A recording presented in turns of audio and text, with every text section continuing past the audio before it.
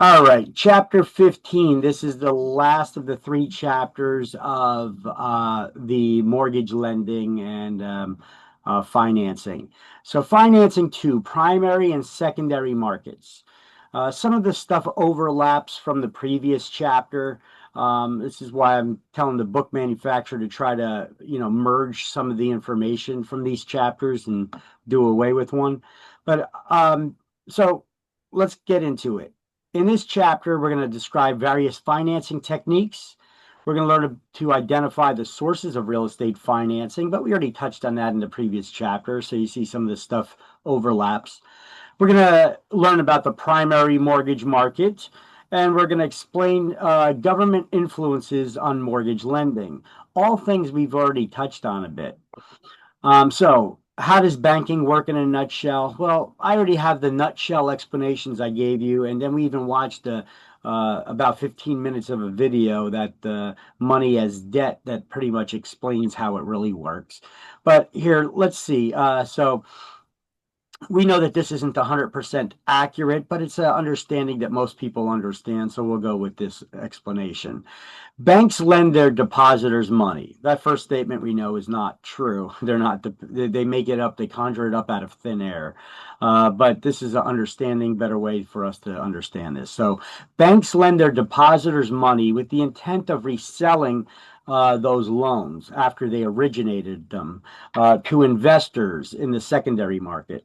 So when banks lend money for purchasing real estate, that's known as the excuse me, the primary mortgage market.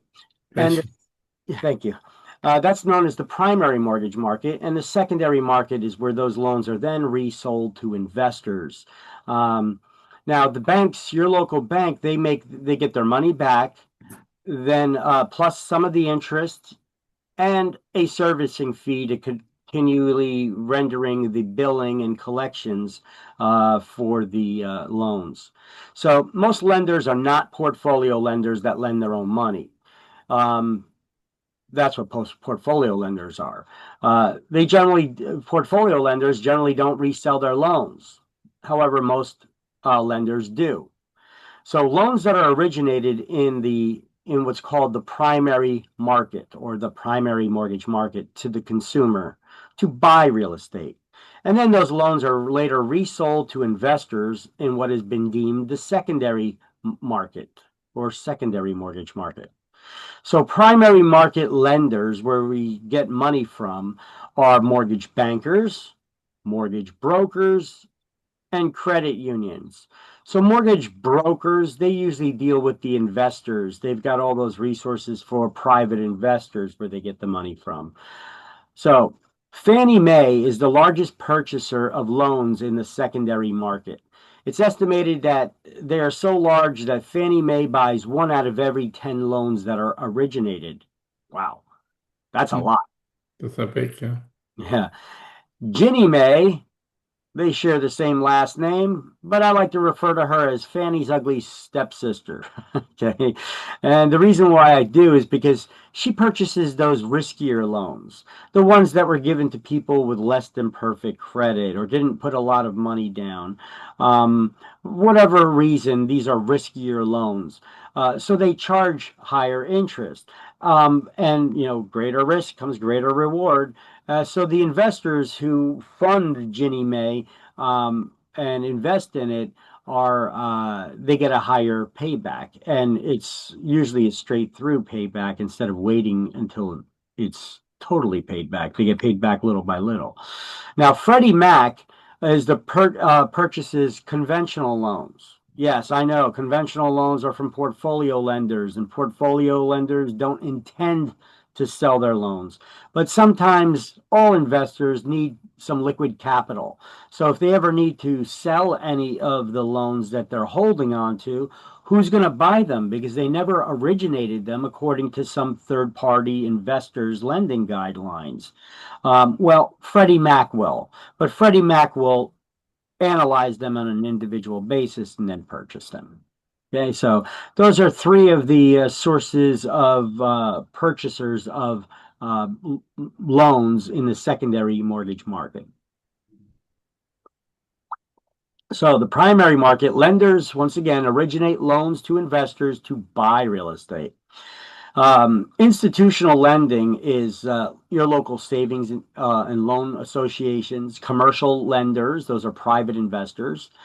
We have, well, they're not considered institutional lenders, the commercial lenders. You have insurance companies. Once again, those are private investors. They're not institutional. You have mortgage brokers. They deal with many different lenders, whether it's banks or private investors. And then we have credit unions. Those are nonprofit banks. And we have pension and trust funds. Those are a source of private money as well. So let's just highlight on page 285. The primary mortgage market is lenders who supply funds to borrowers. Okay, that's to purchase real estate initially.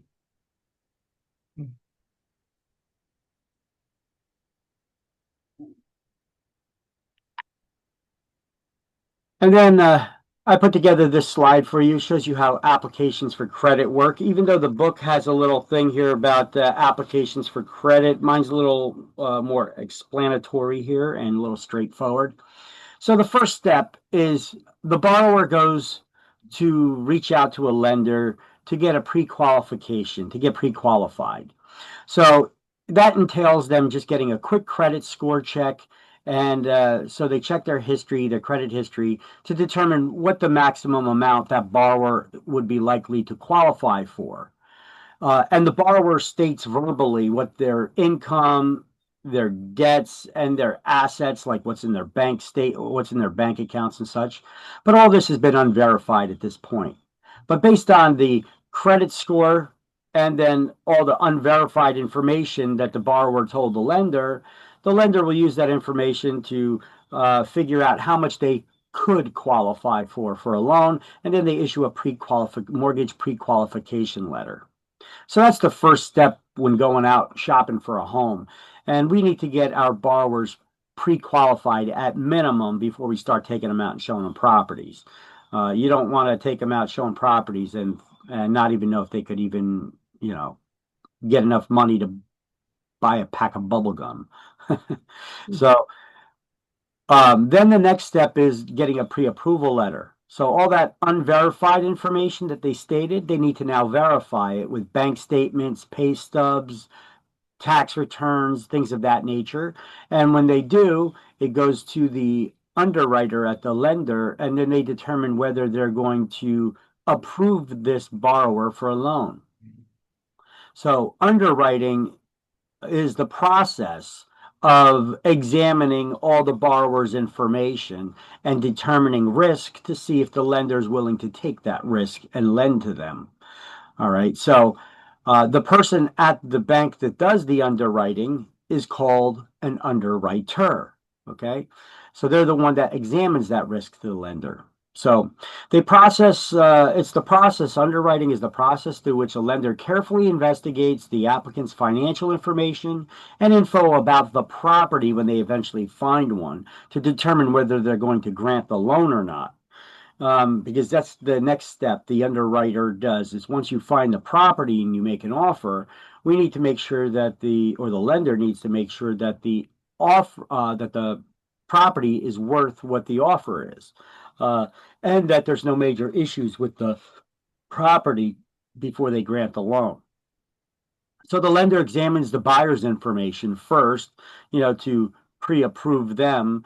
And they look at all their finances, their income, their expense. They calculate their debt to income ratio, their assets, and their credit history to determine the risk to the lender.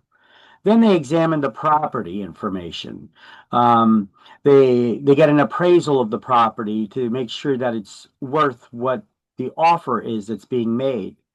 Then at minimum, they can't require you to get a home inspection, but at minimum, they do want a wood destroying insect report before they lend money to somebody. They want to make sure that that collateral property, that if there's a structure on there, they want to make sure that it's not eaten up by termites and it's all rotted up and it's ready to collapse.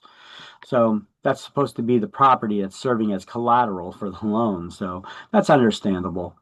And they're going to want a certificate of occupancy. If your municipality requires them, they're going to want a certificate of occupancy and fire inspection. Most municipalities do require them, though.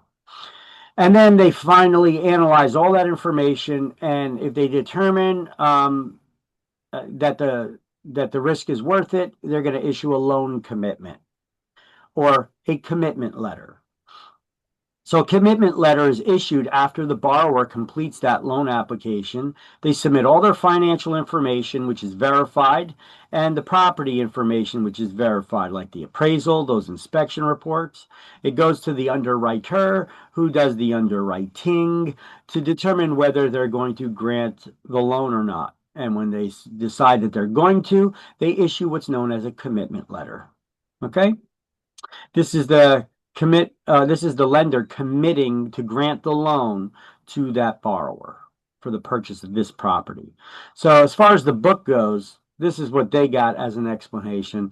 So let's just highlight through the process as known as underwriting. The lender carefully investigates the applicant's information, studying their credit history, the credit reports, deciding whether they're going to grant the loan. The lender accepts the application in written. The lender's acceptance of the application is in written form of a loan commitment or a commitment letter. All right.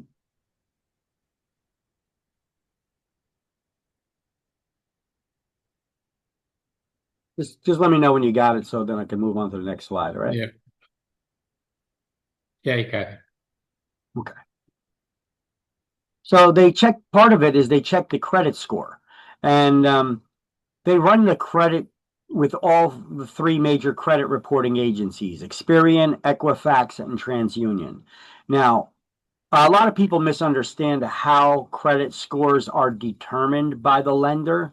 They do not average them out from the three different credit reporting agencies. They just look at whatever scores that they have on file for you, and they take the one in the middle, whichever number is in the middle. They get rid of the high one, they discount the low one, and it's the one in the middle. That's the one. That's your credit score. They don't average them out or anything like that. It's not that scientific. Okay.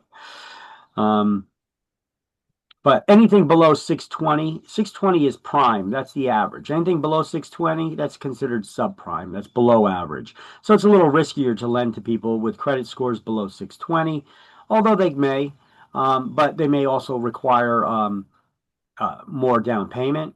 You're not going to get the best interest rate on the loan. That's the way that the Fair Isaacs Company credit scoring system works. Yeah, go ahead. What's the question? That's what I learned when they work in the bank is the poor people they pay more interest than the rich people. Rich people pay less. Well, that's generally because of the credit score. If you look at the credit Yeah, scores that people have, yeah, that's it's totally based on their credits. Well, not totally.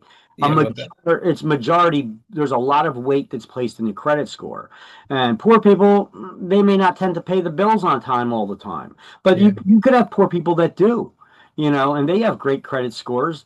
yeah, But it's a matter of, do they qualify for getting the loan? So they don't come in for the loan because they know that they're already kind of stretched out because they don't make a lot of money, so they're not looking to borrow generally. But if they do and they can afford it, they could get those loans. Yeah, that's where it comes into effect.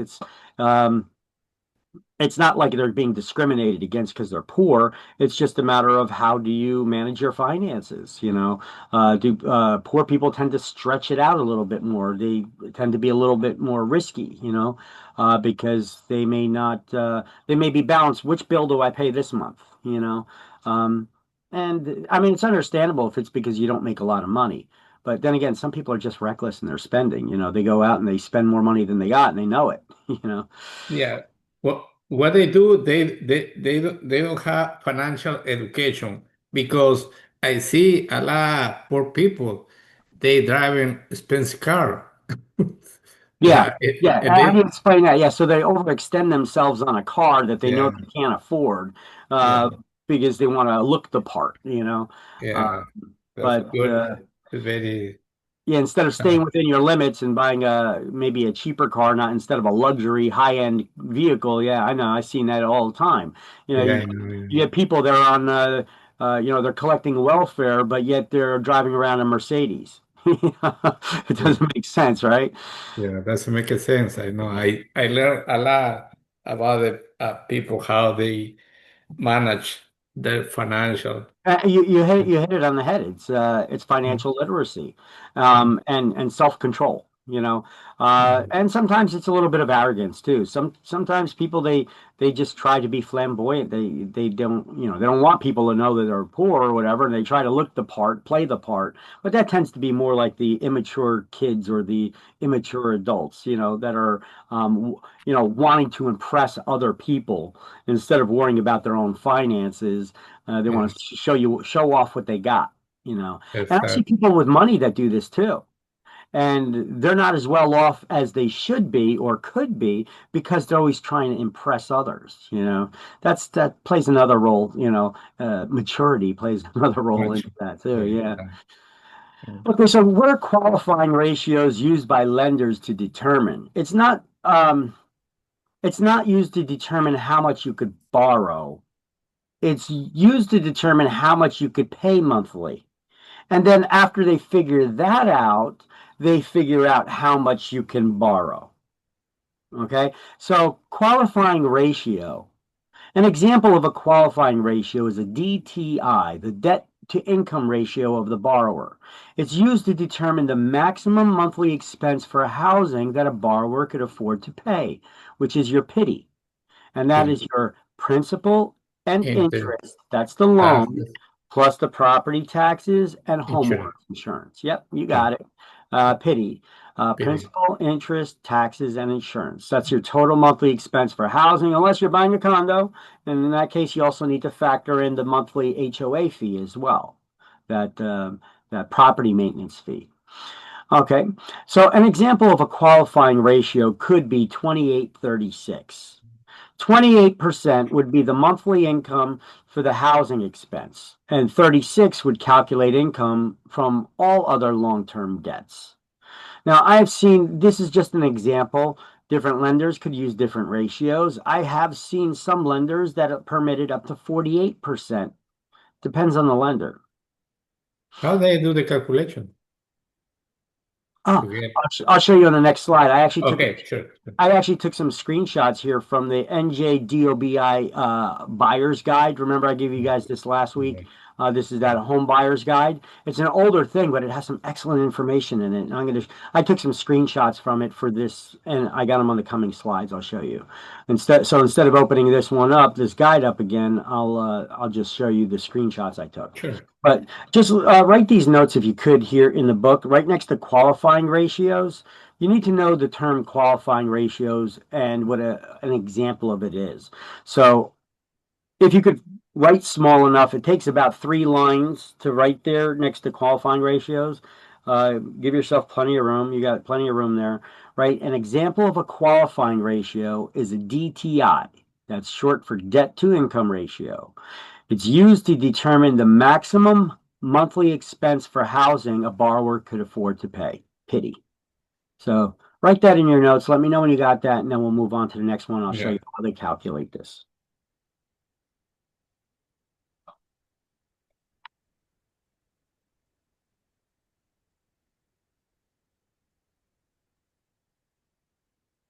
yeah, I got it. Okay. So here's the screenshot from that home buyer's guide from the Department of Banking and Insurance and the Real Estate Commission. So the debt to income ratio, the DTI, is one of the first factors that lenders use to decide how large of a mortgage loan you'd qualify for based on your debt to income or DTI. So to calculate the DTI, you add up your current monthly debt. That includes credit card payments, car loans, etc. And then you divide it by your total monthly pre-tax gross income. So this percentage ratio is a simple way of showing how much of your income is available to make a mortgage loan payment after all other continuing debt obligations have been paid. They want to make sure because you're not going to stop paying those bills. So they got to calculate, well, how much is your income and how much do you currently owe in debt? Okay, first step, because you got to pay those bills too, right? So they want to figure that out. How much of your income then is left over? But that's using the gross income. So lenders often call this the 28-36 qualifying ratio. What did I have in the book? Did I, in my slide, in the previous slide, what was it? Yeah, 28-36. Okay.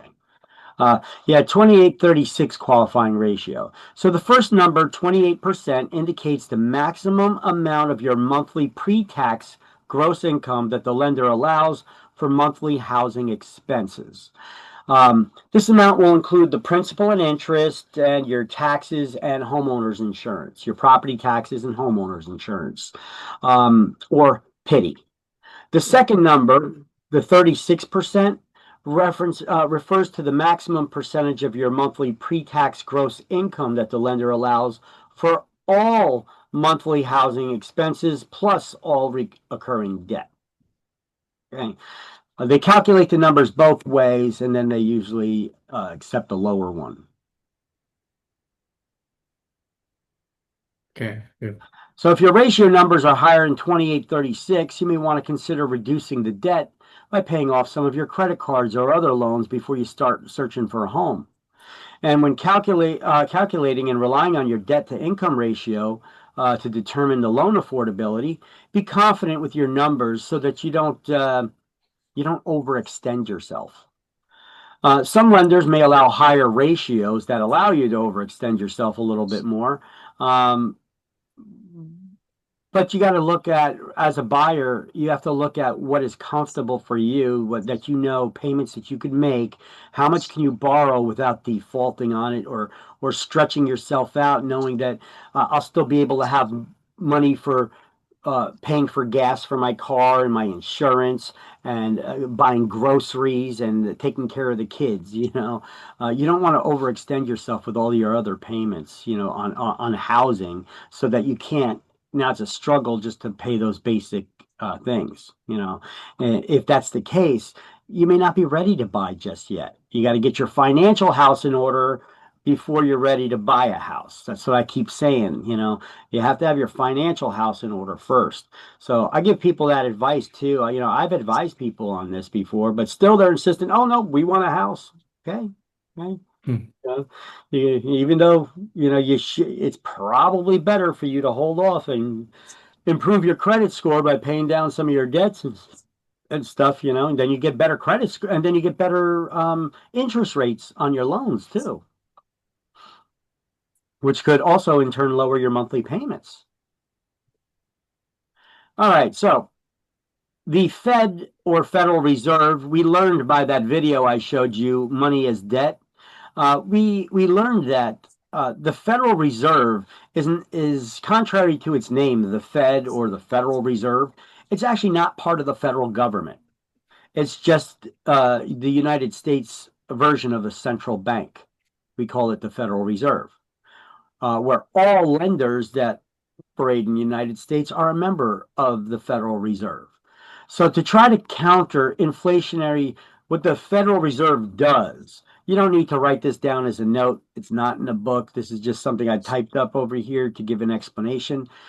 So the Federal Reserve's main objective is supposed to be to try to counter. It's supposed to be, first of all, nonpartisan. They're not supposed to be involved in politics, even though we've seen that they are. You got Trump yelling at this head of the President Trump right now. He's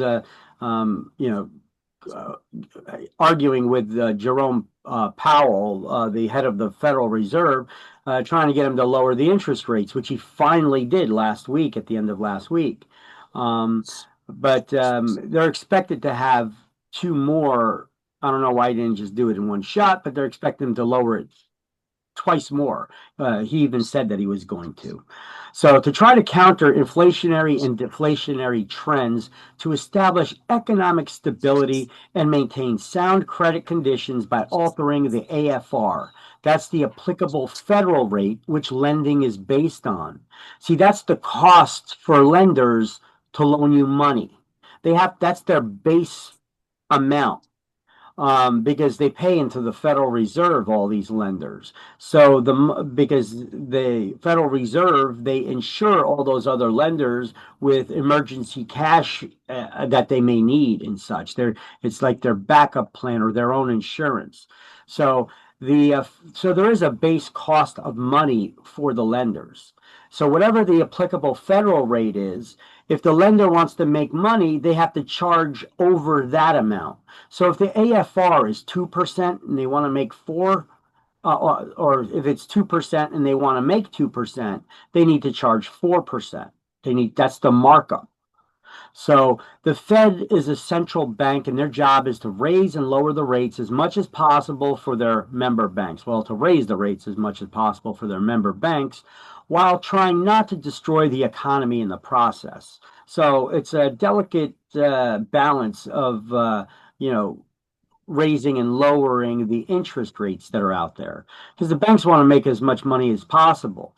I often refer to them, and the book often refers to them here as the interest rates, as the rent that you pay for using someone else's money, right? And so the landlord here with the rent wants to get as much rent as they can, right? So that's what the landlord, being the banks, the lenders, right? So the Federal Reserve, their job is to try to raise the rent as much as possible without, driving the renters bankrupt. And so basically, that's an analogy to try to get an idea of what the bankers are doing there, the Federal Reserve versus our economy. So, it's not a part of the federal government. It's a central bank created by Congress back in 1913 to establish economic stability, setting rates, creating new money, and fractional lending. So this was what, around the time, wait, no, it was 1913, the time where they did away off the gold standard. Let's check with Google on that. Hey Google. See if Google's listening. When did the United States do away with the gold standard?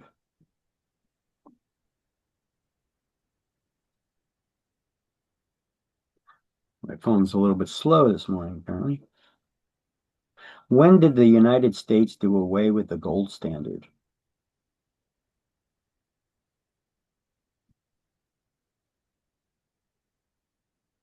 No, that was done in 1933. Okay. So remember, our money used to be backed by precious metals, gold, silver. We saw part of that in that Money is Debt documentary video, where they showed you that the dollar bill, or whatever currency it was in the United States currency, whatever denomination amount it was on the bill, it said redeemable for this amount in gold or silver. They did away with that. Now it's just a note, a Federal Reserve note. So it's backed by nothing. It's backed by your confidence. As long as you believe that the dollar is worth $1, it's worth $1. But that's a little bit dangerous to do. It's not backed by anything.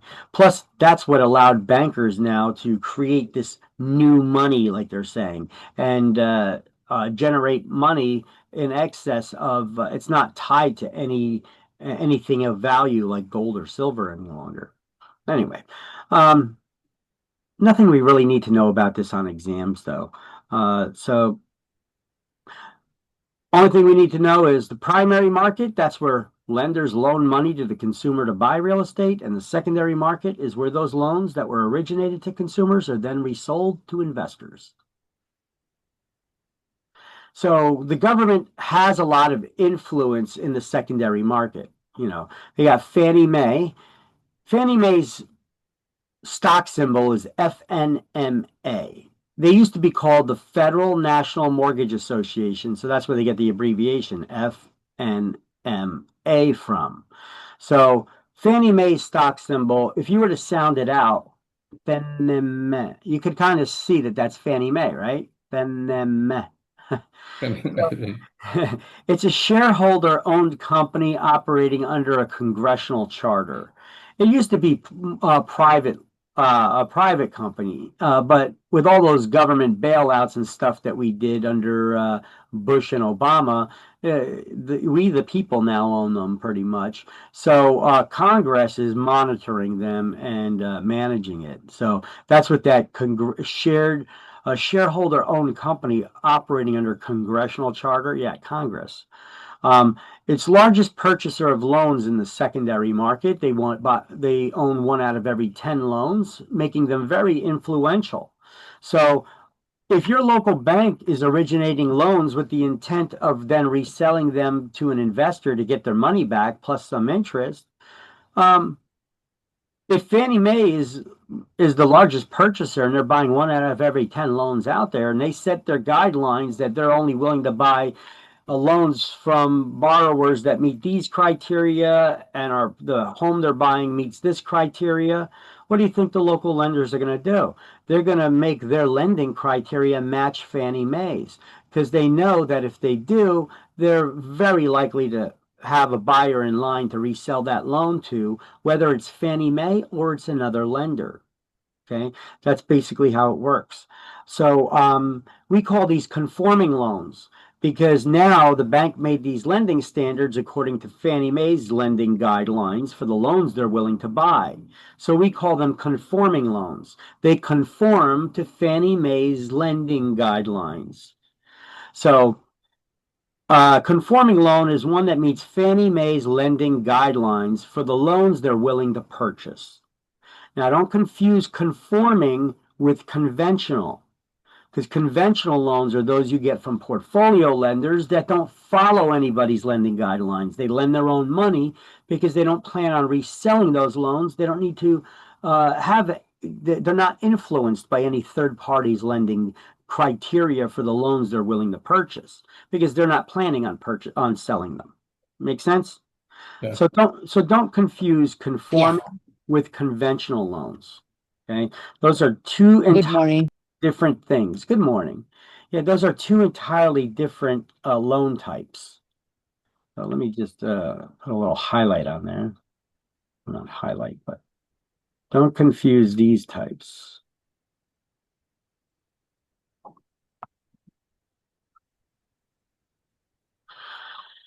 All right, and then we have Freddie Mac. Freddie Mac, oh, I'm sorry. Then you got Ginnie Mae. That's their stock symbol is GNMA, formerly called the Government National Mortgage Association. And if you look at their stock symbol, GNMA, you could sound that one out to be Ginnie Mae too. Look, Ginnie Mae, right? Yeah.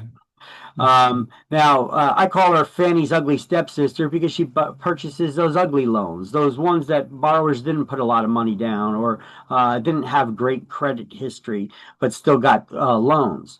So she's willing to buy those riskier loans in the secondary market. So their investors are going to, with greater risk comes greater return possibility. So they could stem to make more money. Now, Freddie Mac, its stock symbol, you're not going to be able to sound that one out and figure out it's Freddie Mac. Other than that, yeah, you're not going to be able to figure that one out. Its stock symbol is FHLMC because it used to be called the Federal Home Loan Mortgage Corporation. Just know the one you can't sound out, that's Freddie Mac. And they purchase loans from portfolio lenders, those conventional loans or portfolio loans from conventional lenders when they need to raise capital for maybe another investment they want to do. So sometimes they do sell their loans if they need to raise some funds. And if that's the case, who's going to buy them? Because they never originated those loans according to any third party's lending criteria. They're not conforming necessarily. It could be as in a matter of fact way that they happen to conform, but they didn't originate loans with that intent to conform to any third party's lending criteria. So who will buy those loans? Well, Freddie Mac will. So that's what Fannie, Ginnie, and Freddie is. They're those investors in the secondary mortgage market that are willing to buy those loans. Who's the largest?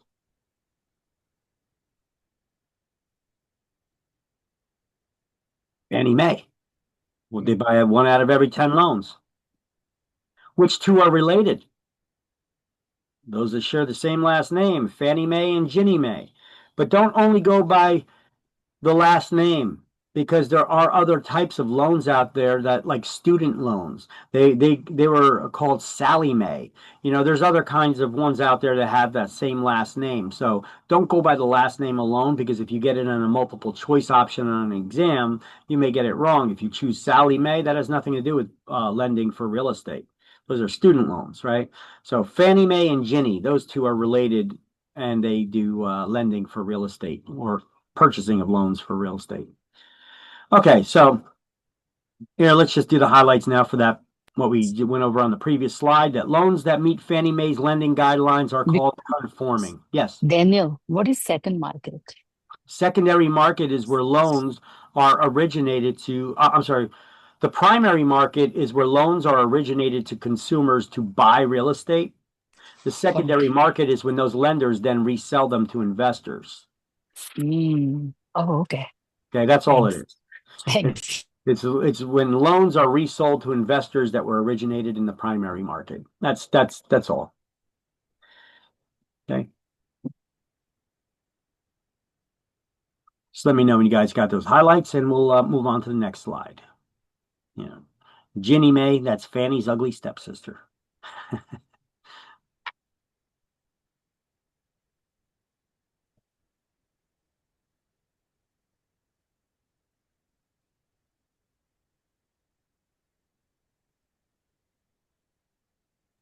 I'm good. Okay. So if a conforming loan is one that meets Fannie Mae's lending guidelines, what is a non-conforming loan? It's one that does not. So non-conforming loan is a loan that does not meet Fannie Mae's lending guidelines for the loans that they're willing to buy. Those they will buy are called conforming because they conform to their lending guidelines, their lending standards. Right? Pretty simple to understand, but we need to study that definition. So who do we get loans from that are not conforming to Fannie Mae's lending guidelines? Well, you could get them from private investors or conventional portfolio lenders that lend their own money without the intent of reselling them on the secondary market. You could use these for getting loans, not risky loans, but you could get these loans from portfolio lenders for unique projects or expensive homes that are over the loan tolerance limitations that Fannie Mae is willing to buy. So it could be for borrowers with unusual credit situations, although we're not talking about bad credit. It could be used to purchase properties that are non-conforming. So jumbo loans are non-conforming loans. They don't meet Fannie Mae's lending guidelines. It is a loan that is jumbo in size. It's larger than those that Fannie Mae is willing to buy. Therefore, purchasing those expensive homes. When somebody needs to get a loan to buy one of these very expensive homes, they're over those lending criteria that for those loans that Fannie Mae is willing to buy. They're jumbo in size. They're jumbo loans, and you get them from portfolio/conventional lenders.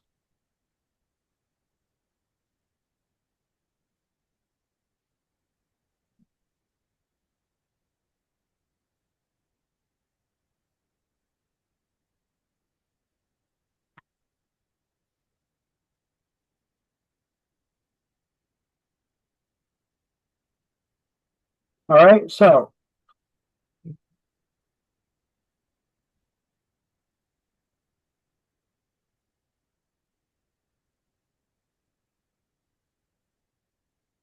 Freddie Mac is the one that may buy those non-conforming loans that don't meet Fannie Mae's lending guidelines. And loans that are higher than the secondary market limit are known as jumbo. They're jumbo in size. I know some people, they get this question on exam, what do we call loans larger than those that do not meet Fannie Mae's lending guidelines for loans they're willing to purchase? And they select some other option other than jumbo. They're like, oh, it can't be jumbo. That's too obvious. But no, that's what it is. It's jumbo loan. Okay. So those portfolio lenders, those portfolio loans or conventional loans um, are jumbo or can be jumbo. Let me know when you got those notes and highlights.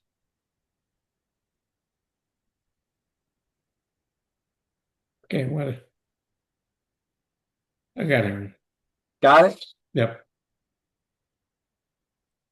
All right. So a purchase money mortgage, I've been teaching you this term. I brought it up to you plenty times in plenty of other chapters already. A purchase money mortgage, if you read it backwards, it's mortgage money to purchase. Right? Purchase money mortgage is mortgage money to purchase. It's any loan used to buy real estate.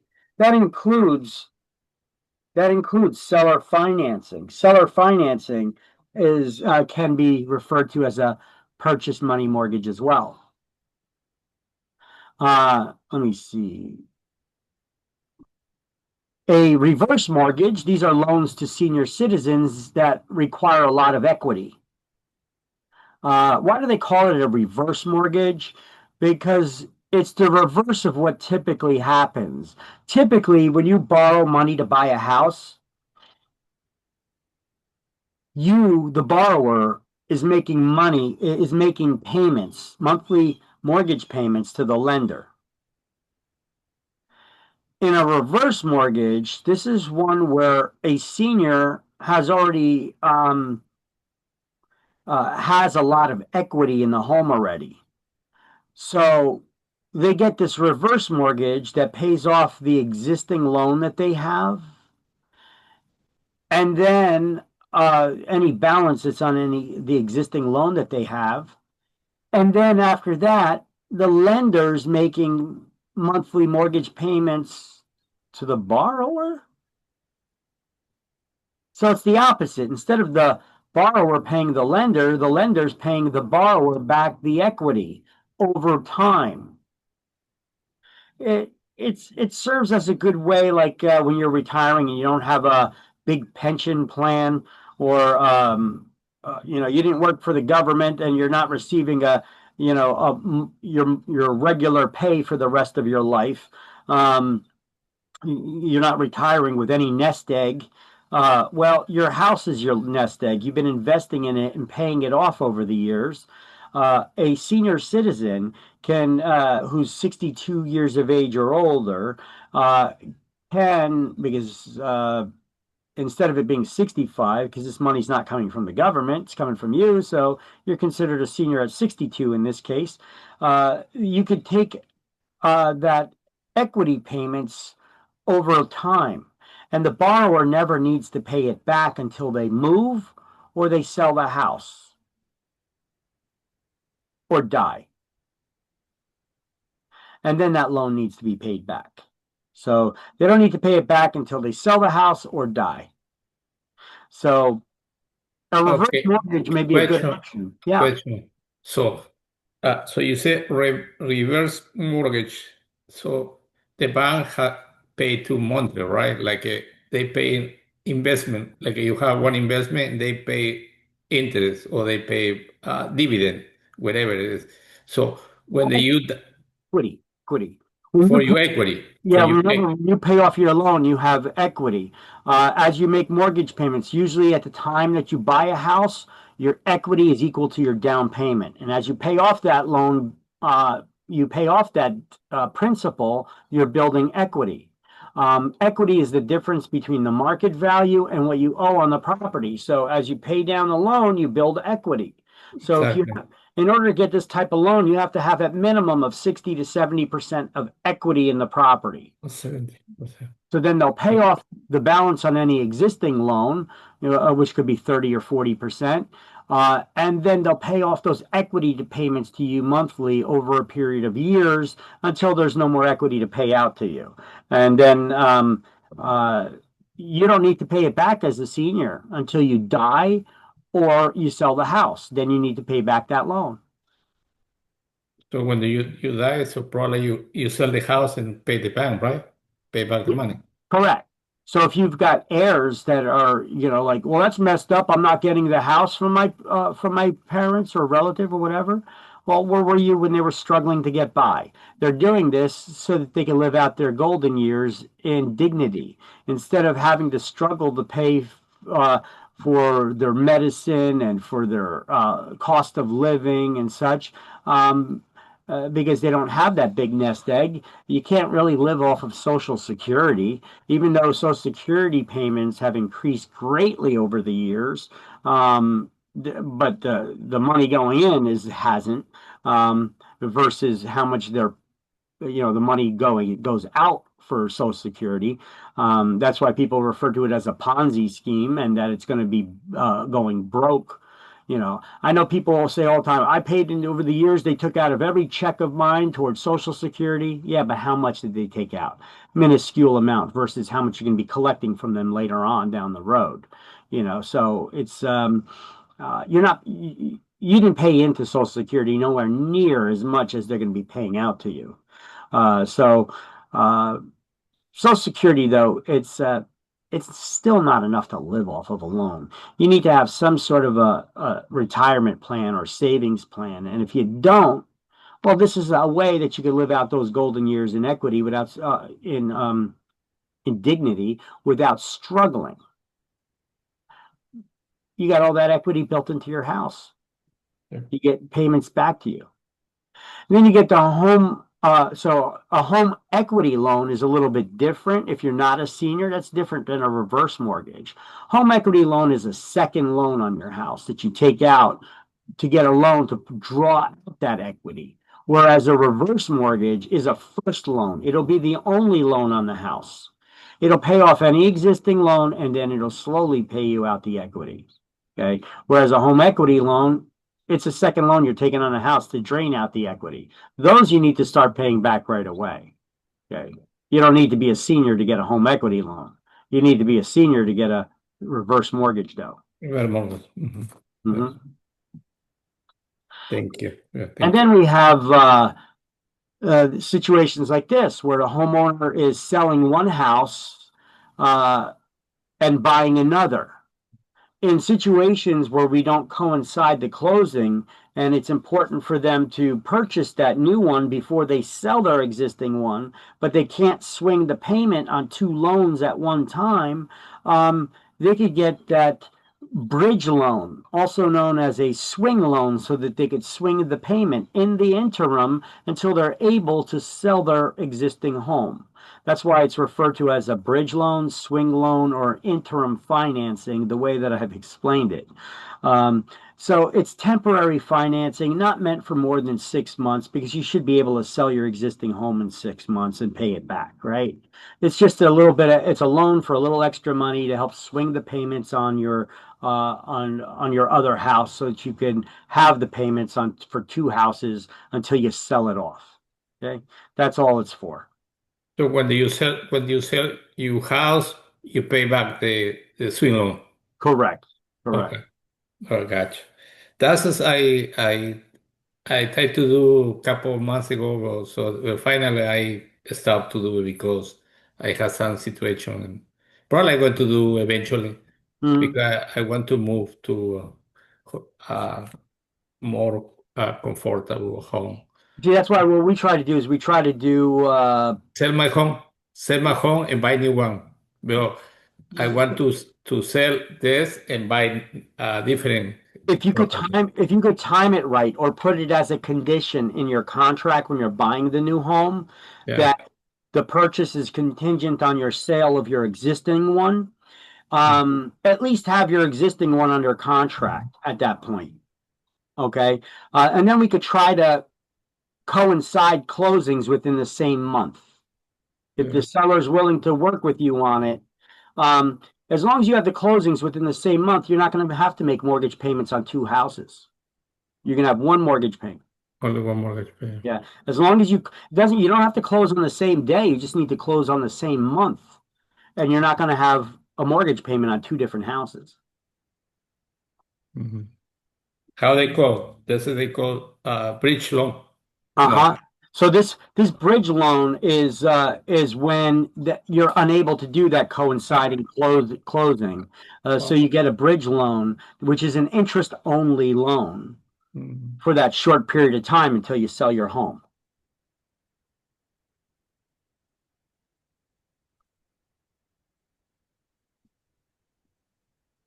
But that's a little hard to do coinciding close, right? Because sometimes you don't know when you're going to sell your house. Yeah, you could do them. You could do Yeah. them. Yeah. It's a timing thing, you know. Yeah. But if you price the house right, you should be able to sell it fairly quickly. Especially in this market right now, the current market, you should be able to. Yeah. Mhm.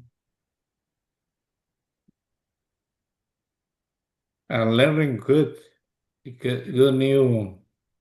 new stuff, and that's something I want to try to achieve because I hear a lot about the real estate. But some people they don't say exactly what it means. Some people they explain to you because what they hear, but they don't have the knowledge. They don't have because somebody told my friend, oh, my friend told me you can do that way, you can do that way, but sometimes it's not true. Yeah, but Yeah. this is an actual way to do it. I mean, so we try Mhm. to time the closing within 30 Yeah. days. And Yeah. in a lot of cases you can do that. But Yeah. when it's impossible to do the bridge and you don't have the money yourself to swing the payment on two mortgage loans at the same time, which Mhm. most people don't, Yeah. then the bridge loan is a good option. Good, good. Mm. Yeah.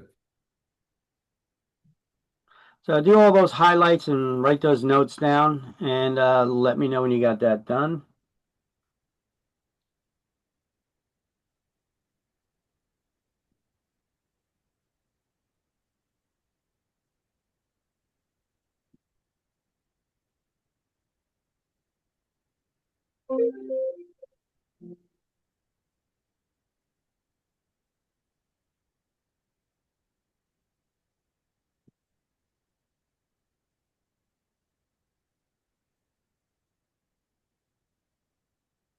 Uh, do you put in the screen, do you put the page we had to highlight?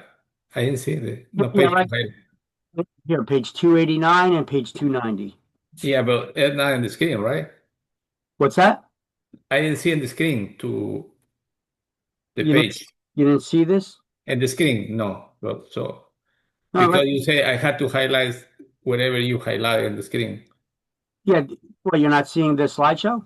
No, Really? probably I maybe move my screen. Oh, Uh, I can see that. yeah, You see? you maybe move the screen. It's probably there on your screen. You just got to move it around. Yeah, Um, probably. Yeah, oh, yeah. wait. You have a button in your controls there. Can you see your Zoom controls? There's a button there that says Show Meeting. Show meeting. Yeah, show Click on that. show meeting. That's you Yeah, say? yeah. Mm, Was that it? I see. Yeah, let me stop the share here and then let me go back into the share. There we go. Yeah, now I see it. Yeah. Okay. Thank you. Yeah. You're welcome. Low.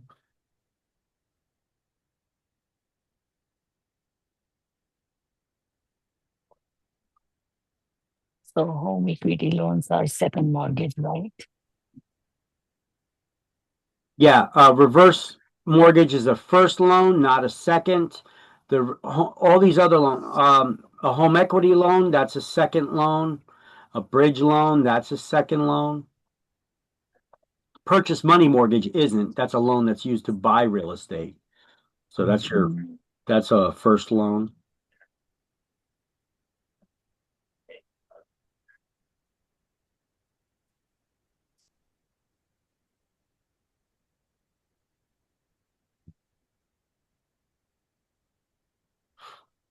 Okay.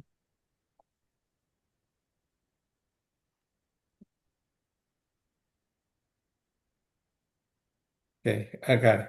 Got it? Okay. Yeah. All right, so the purchase money mortgage, if you read it backwards, it's mortgage money to purchase. It's any loan used to buy real estate. Seller financing is also a purchase money mortgage.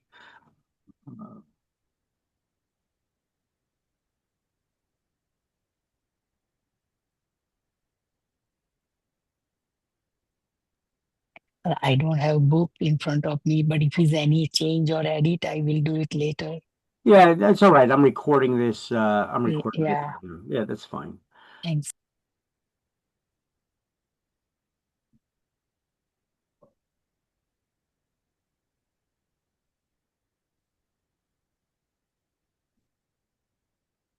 So sorry about that. I was just taking a little note here.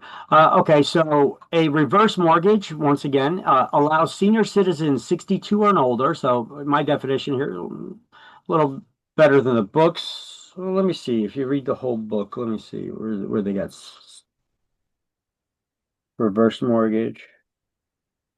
Yeah, they don't give the full picture of it anyway. They just give a little blurb. This one's a little more explanatory. Reverse mortgage allows senior citizens 62 and older to tap into equity built into their home. The lender will pay off any existing mortgage loan and then make monthly equity payments to the homeowner. Based on the equity in the home, this usually requires a minimum of 60 to 70% equity to qualify.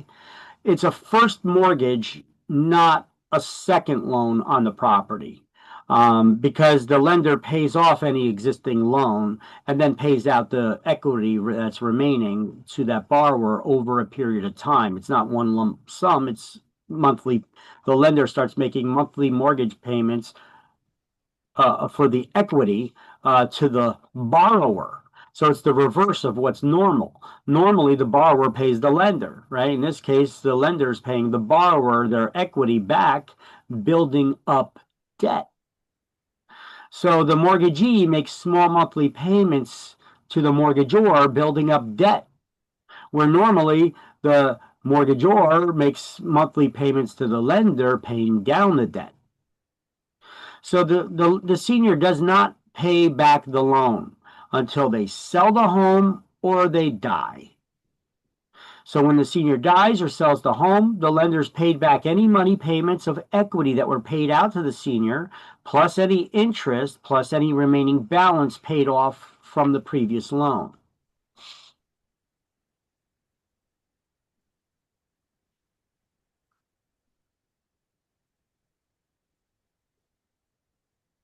Interesting.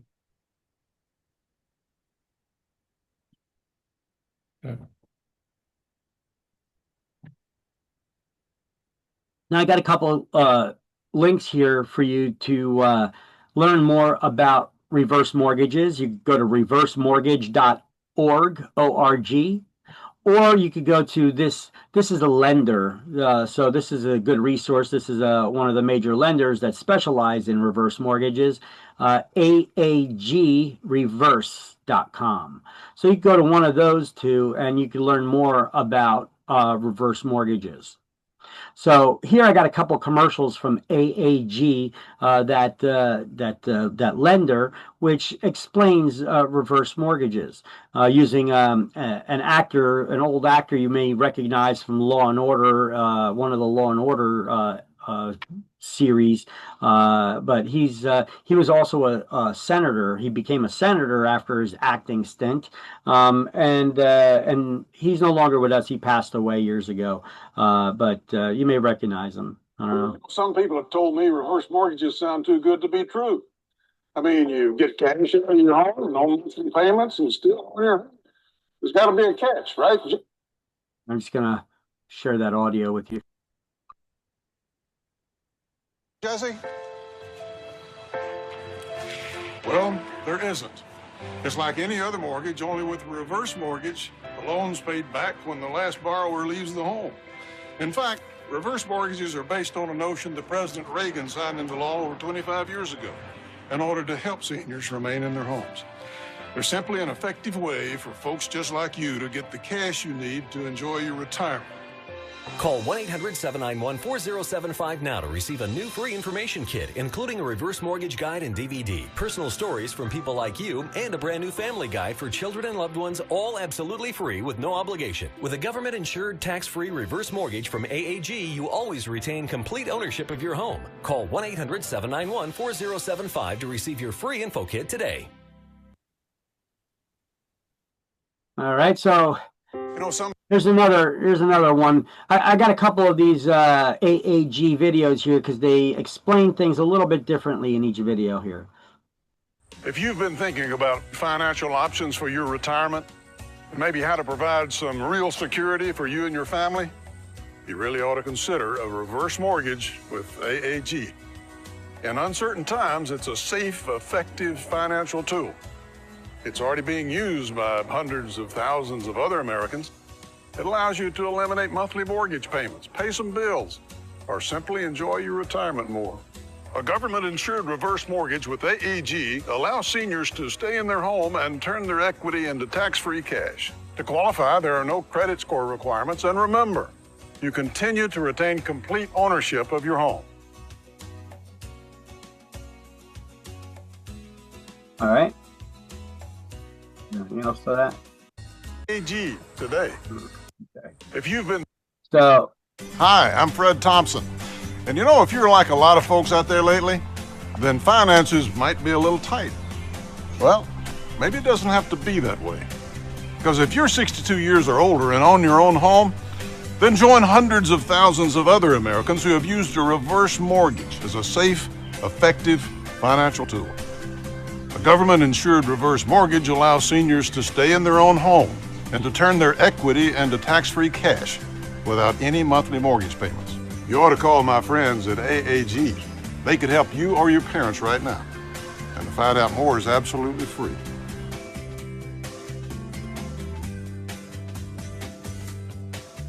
Find out how much cash you may qualify for. Call AAG today.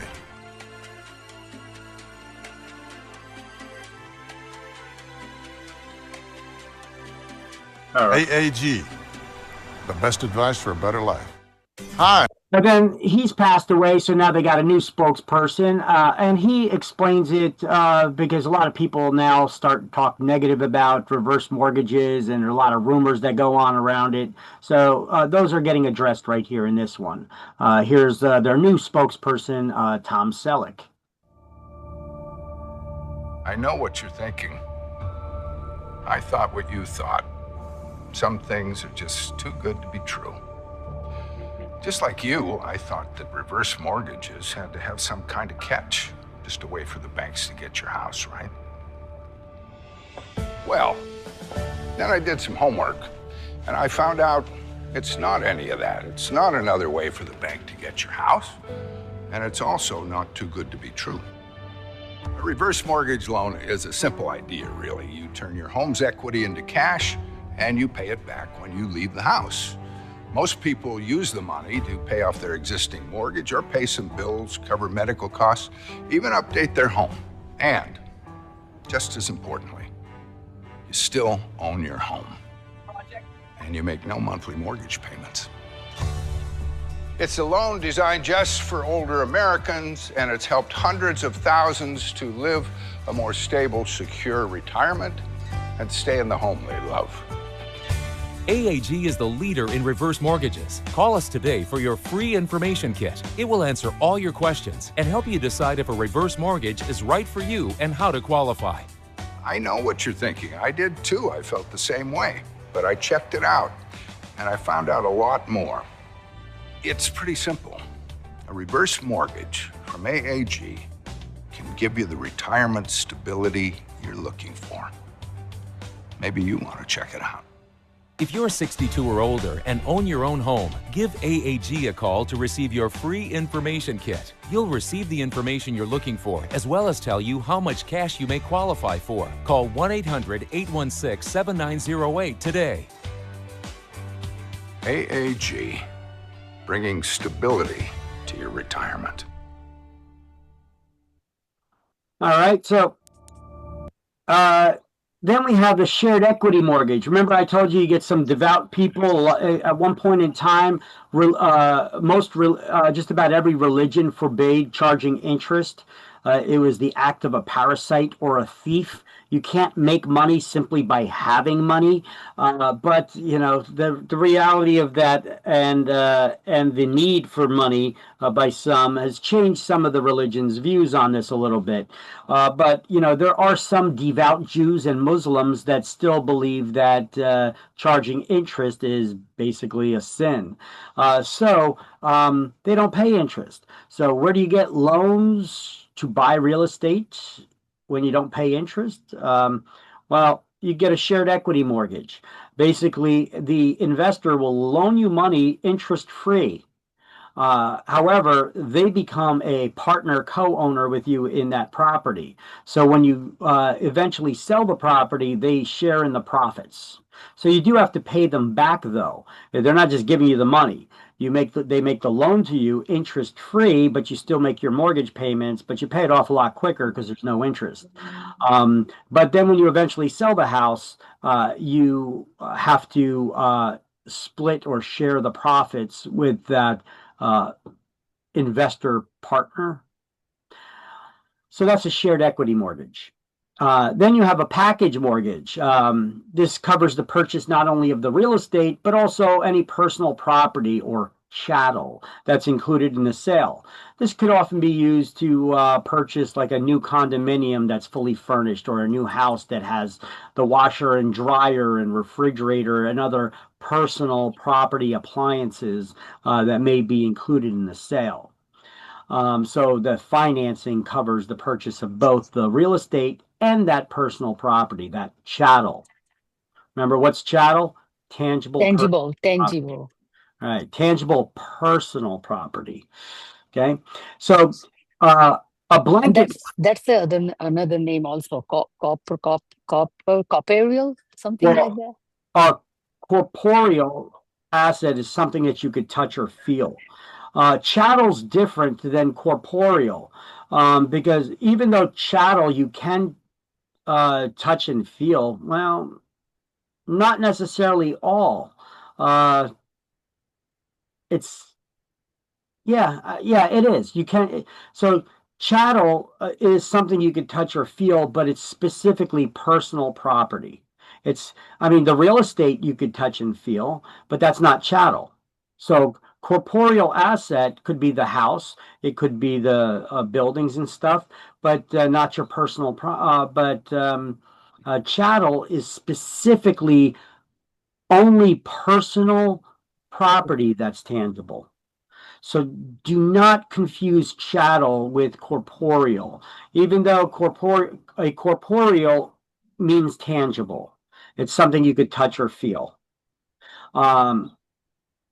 But you could touch or feel the real estate, but that's not chattel. Chattel is tangible personal property. So it's personal property you could touch or feel. So it does not cover things like your rights or interests or leases, It's a specifically tangible personal property, like your bed, like your car, like your clothes on your back, That's what chattel is. The real estate is never chattel, even though it's tangible. Got it? Oh, okay. So I wanted to stop you there. I don't want you studying it the wrong way. So I want to stop you now and get you straightened out on that. Okay, so a blanket mortgage, it covers. Blanket is a cover, right? It covers more than one parcel or lot. So it is a mortgage loan that's used to purchase a property, which is then going to be subdivided. And then it has what's known as a partial release clause in it that allows the owner to sell one lot one smaller lot off the property and only paying back part of the mortgage loan as you sell off smaller lots until you pay off the whole loan. With your typical mortgage loans, anytime you transfer ownership, it's got that alienation clause in it that requires you, also known as the due on sale clause, which requires the loan to be repaid in full.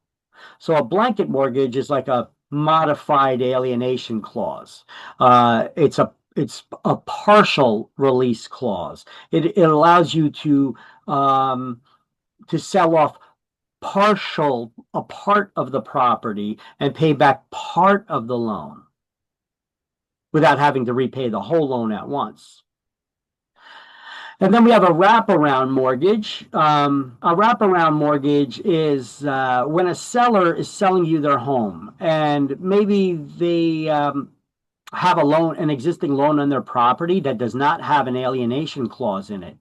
So technically, it's not due. The mortgage loan is not due on sale as long as they continue making their monthly mortgage payments. So the owner of the property then can sell you the property and not have to pay back the entire loan at once. They could, as long as they continue making the mortgage payments on it, it's okay. So in this type of situation, couldn't an owner who has a property that still has a mortgage loan on it, but it does not contain an alienation clause, meaning you could sell the property and someone can take over the mortgage, but you're not going to have them take over the mortgage. You're going to give them your own seller financing. So that new seller financing does not disturb the underlying financing. It wraps around. This is the loan that the seller has. So the seller has this loan on their property, right? And then you go out and you give seller financing. This is a separate loan to the buyer who's going to buy your property. One loan wraps around the other. It never touches it or interferes with it. As long as the owner continues making the payments on their existing loan, this loan wraps around the existing one and it does not disturb the underlying financing. So that's what they mean by wraparound mortgage. It wraps around without disturbing them. So let's do that highlight.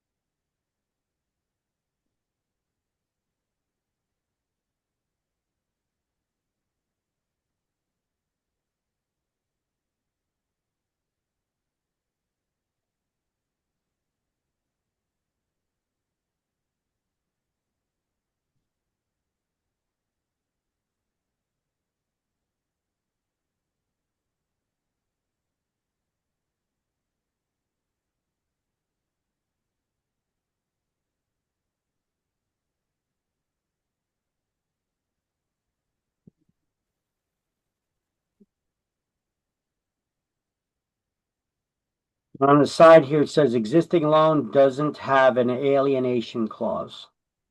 Yeah.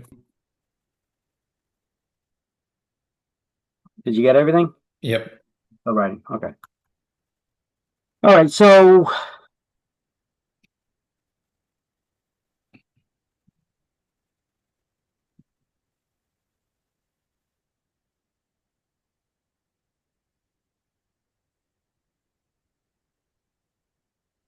the home equity loan here. This is just my own slide using for all those types of loans that we already highlighted or took notes.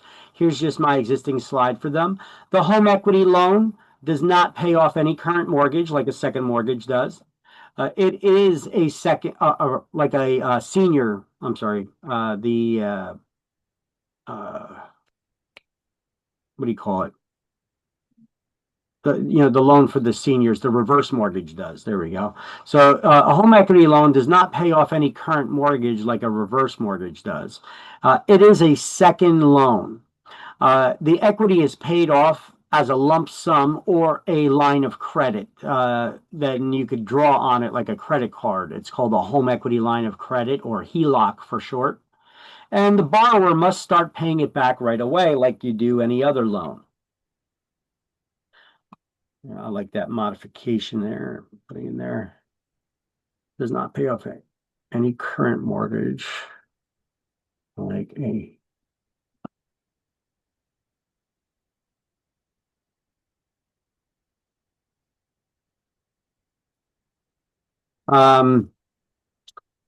the bridge loan is when you're buying a home before selling a current one.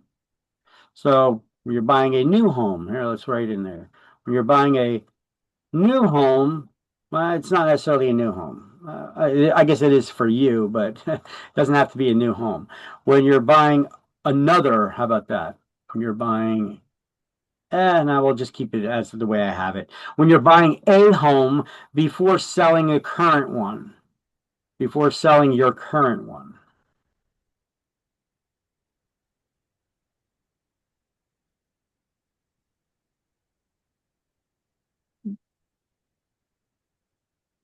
It's short-term financing to make payments on both homes until the current one is sold. Apparently, we'll have a next slide here with a little info on that.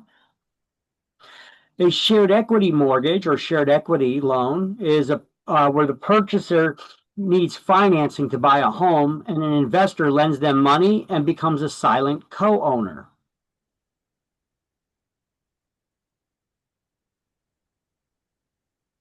Let's add to that.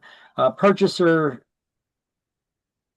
needs financing to buy a home, and an investor lends them money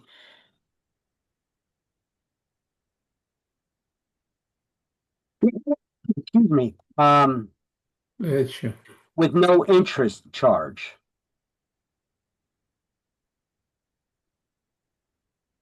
And becomes a silent a co-owner. So the partner investor shares in the profit from the profits from the eventual sale. This is an option used by religious people when it's against their religion to pay interest. They partner with an investor, which could be their religious organization or lender that lends them the money interest-free, or another lender. Okay, so it could be a religious organization or lender that lends them money interest-free.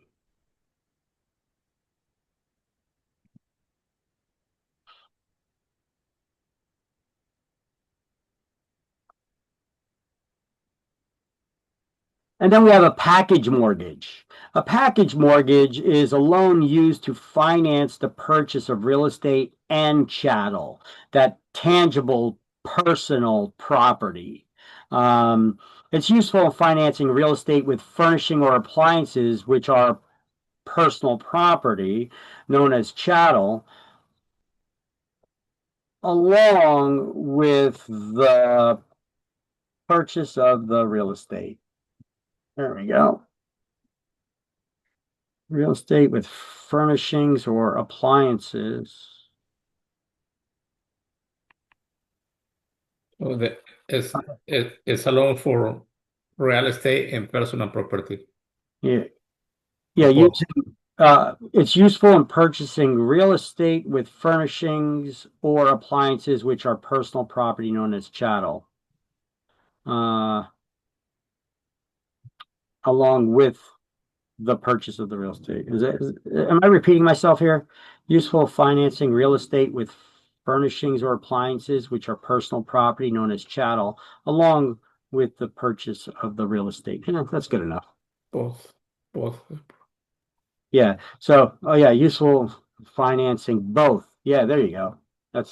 Thanks for that. Useful in financing both real estate with furnishings or appliances, which are personal property known as chattels, along with the real estate.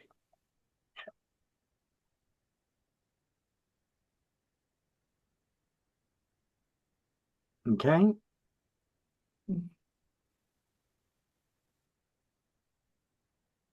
And then bridge loan, which we already spoke of, but this is usually when a seller is buying a new home before they sell their existing one. We try to do coinciding closings within the same month, so the new owner does not have to make payments on two loans. Most people can't afford to do that. When this is not possible to do, a bridge loan is an option.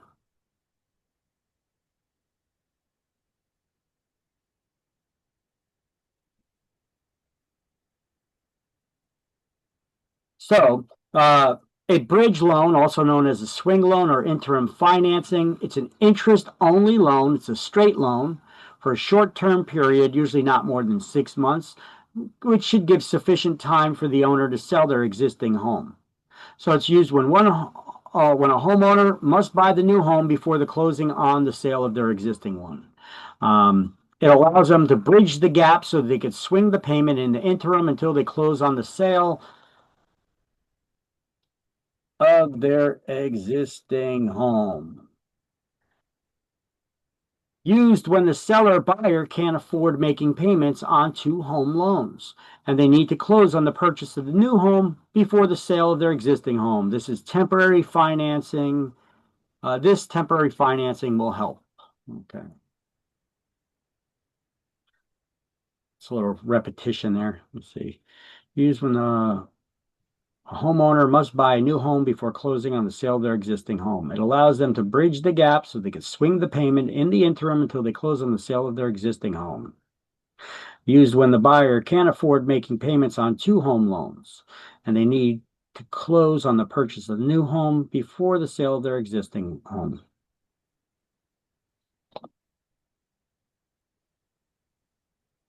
This temporary financing will help. This short-term temporary financing will help. There we go.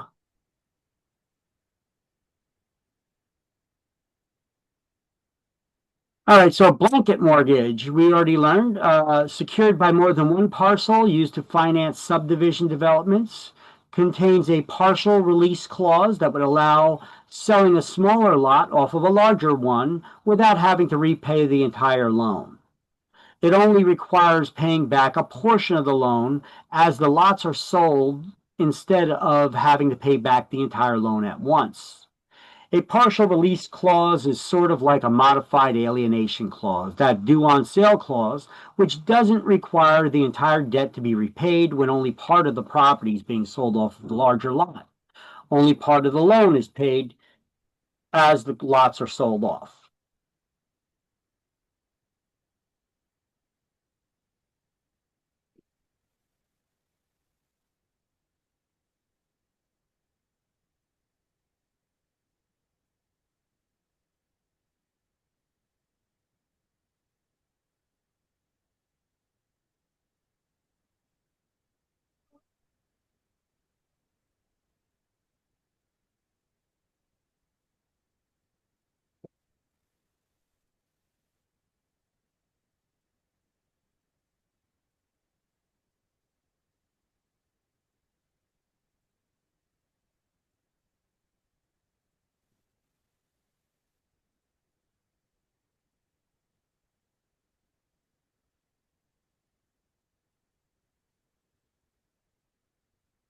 Okay. So here's an example. I'll give you a visual. you use a blanket mortgage to purchase this entire property, which is then subdivided into 6 lots. You sell one off of the larger lot, and then only 1/6 of the loan is paid back, and so on and so forth until the whole loan is repaid. Give you a little better visual. That's what a partial release clause does. A wraparound mortgage, I already explained, is when the seller offers a loan to a buyer to finance the purchase of their property when they still have an existing loan on it that does not have an alienation clause that would require paying off the loan in full.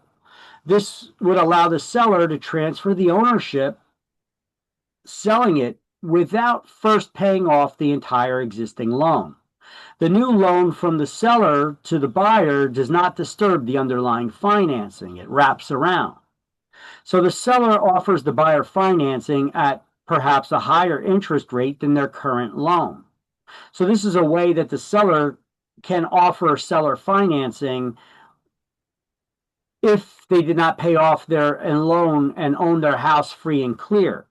If they have a mortgage loan on their house that does not have an alienation clause in it that would require them to pay back the loan in full when the property is sold, this is an option of this is a time where a seller can offer seller financing without having the house already paid off. So the buyer makes some mortgage payments to the seller, and the seller continues paying on their existing loan. So there's 2 loans on the property to different parties. I put a little note here for a little advice. It's a good idea for the buyer using such financing to put a contract in place that would allow them to communicate with the seller, the seller's lender, in the event they stop making their mortgage payments. The buyer could communicate with the lender directly to make those payments as a safeguard. Otherwise, their lender, the seller's lender, will not communicate with somebody else other than the seller, the person who has the loan.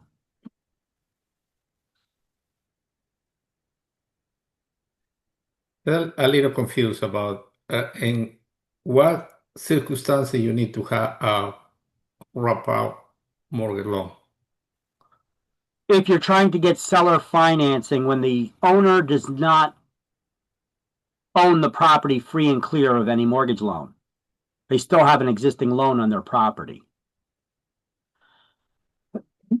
Usually, the seller can't offer seller financing because when they sell the property, most loans have an alienation clause in them, also known as the due on sale clause, meaning that when you sell your property, you got to pay off your existing loan. But some loans do not have an alienation clause. They would allow you to sell your property or to transfer the ownership to someone else, whether you sell it or give it away. And as long as you continue making your mortgage payments, you don't need to pay it off all at once.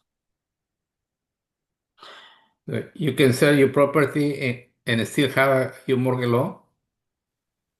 Yes, because you sold the property. So there's 2 separate things. Don't confuse them. You could sell your property. You got your property that you own, but you also have a loan on that property, right? Exactly. Your mortgage. Yeah, those are 2 different things, right? So you could sell your property, but what about the loan? Usually the loan needs to be paid off right away because in the loan, they have an alienation clause that says when you sell the property, the loan needs to be paid off. So the promise, you promise. Yeah, but there are some loans out there that do not have an alienation clause that says when you sell the property that the loan needs to be paid off. As long as you continue making your payments, the lender don't care. So in that type of situation, you could give a wraparound mortgage to the new buyer. So you're selling your property, you have your loan on your property, and now you're coming up with another loan that you're giving to the new buyer. As long as you're charging them more interest than you're paying on your existing loan, you can even make a couple bucks. But your existing loan has to not have an alienation clause in it, because that would require you, anytime you transfer the ownership, to have to pay it off in full. Follow? So the the new mortgage or the new loan is going to be under the different person, not me. The seller. Yeah, it's a loan between the seller and the buyer. And it's the new buyer. Because at the beginning, original buyer was me, and this second buyer, because I'm selling my house. Yep. You're selling your house to me. Okay. Yeah. You have a loan with your bank, with your lender, right? If you sell your house to me, if you have a loan that has an alienation clause in it, you need to pay off your loan in full when you sold your property to me. But if you have a loan that does not have an alienation clause in it, you have a loan between you and your bank or your lender, and that's your house. You sell me your house, and then you give me a loan, maybe 1% interest rate higher than what you're paying on your current one. So now you can make a couple bucks. But it would be stupid for me to take that kind of a loan to buy your house, knowing that you already have a loan and you haven't paid it off yet. Because I know this, it would be an advantage for me because I don't need to qualify for the loan because you're the one that's giving me the loan, regardless of my qualifications, right? So if you stop making your payments on your house that you sold to me, I could lose that house because I could you get foreclosed on, and then I lose my interest in that property I'm buying from you. Well. So it would be smart for me to get a letter from you that allows me to communicate with your lender that in the event that you stop making your mortgage payments to them, I can do it directly to them. You follow? Yep. Yeah. No, I get it. Yeah. Okay. Okay, and then we have an open-ended mortgage, meaning that the loan never closed. The borrower never closes out on the loan. So as they pay off the loan, building up equity, they could keep drawing on it like a credit card, kind of like a home equity loan, but it's not an additional loan. It's just an open-ended mortgage. However, your lender would have to agree to something like that. And then we have a construction loan. Construction loan means to construct, to make new. So construction loans are first loans, they're not second loans. Home improvement loans are second loans, right? A construction loan, your typical construction loan to build is a first loan, not a second. Okay. I know later on in this paragraph, they talk about, doing home improvement loans, but that's a second loan. But construction loans where you construct and you make new, that is a first loan, not a second. So let's highlight construction loan is under a construction loan, the lender disperses the proceeds while the building is being constructed. So that's a first loan, not a second loan on the property. Now, just like construction loans work, just like home improvement loans, the lender is not giving the money to the borrower. As the construction gets done, it gets done in phases. Phase 1, phase 2, phase 3 of the construction, where we set out that, okay, phase 1 of the construction is done.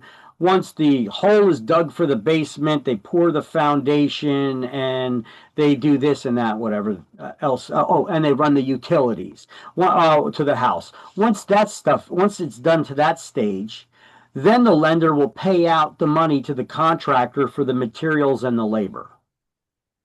And then they could start phase 2 of the construction. But how do they know phase 1 of the construction has been completed? Well, they'll send out an appraiser to examine the site to make sure that the construction was done up until that certain point. And once it has been, they'll report back to the lender, and then the lender will release the funds. And then they start phase 2 of the construction. That's basically how the construction and home improvement loans work.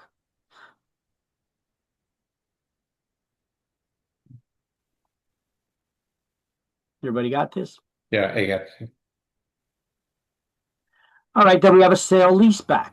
a sale leaseback is just like what it sounds. The owner is selling their property and then they're going to lease it back from the new owner. Now, this is typically not done for residential real estate. This is typically something that's done for commercial real estate, where maybe I have a business and I want to upgrade all my machinery and maybe get some new signage and put a marketing plan out there. And it's going to cost me money. I could either take out a business loan, or I'm sitting on a lot of equity in the property, the commercial real estate that I own that I do business out of. Instead of taking out a new loan, what I can do is I could sell my commercial property that I'm doing my business out of to some investor who will buy the commercial real estate and then lease it back to me at a long-term lease. And we pre-negotiate those lease terms that it's advantageous for both of us. And so now I'm going to be renting the property, but now I got all the money from the sale of the real estate that I could use it to upgrade all the machinery and do the expansion of my business marketing plans and all that stuff without having to take out a loan. I'm using the equity that's in the real estate that I own. So I didn't take out any new loans I need to pay back, although now I become a renter. So that's an option. So I had to surrender my property to the investor. Surrender? No. You're No. selling it, but you're going to remain in it because you're leasing it back from them.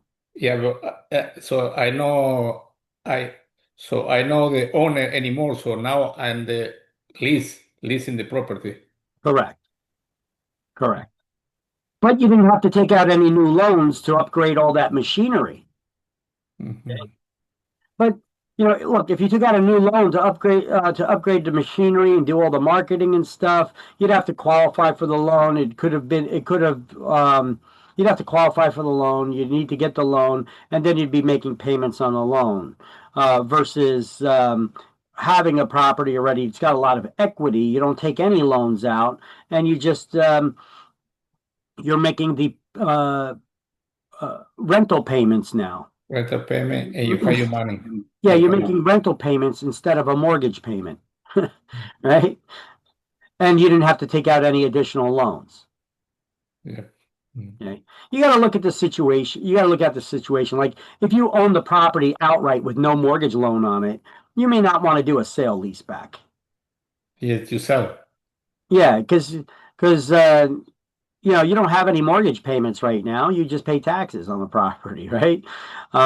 So taking out a loan for some money to upgrade machinery or whatever may not be a big deal. But if you're currently you're still making mortgage payments on your property, what's the difference whether you're making a mortgage payment or a rent payment? I mean, the rent's probably going to be cheaper than a mortgage payment. And you get all that money without taking out any additional loan that you need to be making payments on as well. So it depends on your situation if that would make sense for you to do. So what I'm selling the equity, not only selling my equity. You're getting your equity back. Yeah. You're cashing out on your equity. Yeah, I'm catching on my equity. Yeah. Makes sense. Okay, so why would you use it? To free up cash for working capital, for businesses to expand or upgrade the equipment, etc. So sale leaseback sometimes used as a means of seller financing. The buyer becomes the lessor and the original owner becomes the lessee. Ooh, that's an interesting terminology way to look at it, like they may use on exam. Hint, hint, hint, hint, hint, hint, hint. So, what kind of arrangement, what kind of seller-buyer arrangement is where the mortgagor becomes the lessee? Sale leaseback. See how they could ask it as a question on an exam? The original owner who has a mortgage loan on it, they're the mortgagor. They become the lessee when they sell the property and then rent it back. That's a creative way to create a question, but I could see the question like that on exams. Okay.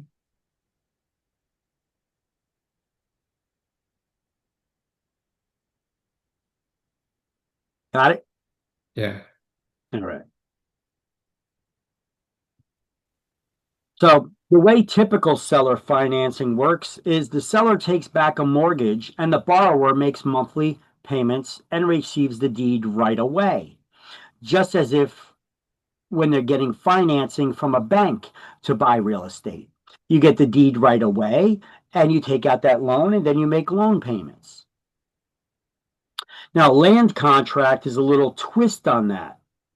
In a land contract, this is a type of seller financing.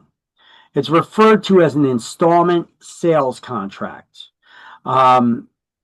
because you're making payments in installments, but the owner does not give you the deed right away until you paid off the full amount owed. So in that regard, it's like a lease to own. So the buyer does not get the ownership until the full amount owed or some other agreed upon amount is paid. And that's when the seller signs over the deed to the buyer. All right. And then a lien is recorded or the buyer gets another loan to pay off any additional balance that there may be. So the buyer has a financial interest in the property. They're not yet the owner, called equitable title. So in a land contract, you're renting to own. So you're more than a typical renter, but less than an owner. But you're more than a typical renter because you have a financial interest towards the ownership called equitable title.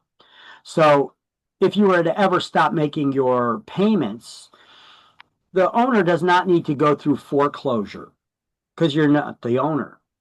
But they don't just evict you like a typical tenant because you have some equity in the property too.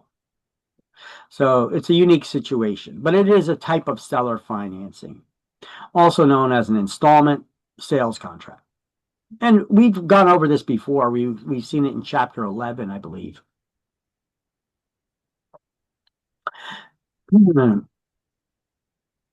So don't confuse a land contract with a ground lease. A ground lease is one where you're renting the land and then you're constructing a building on it.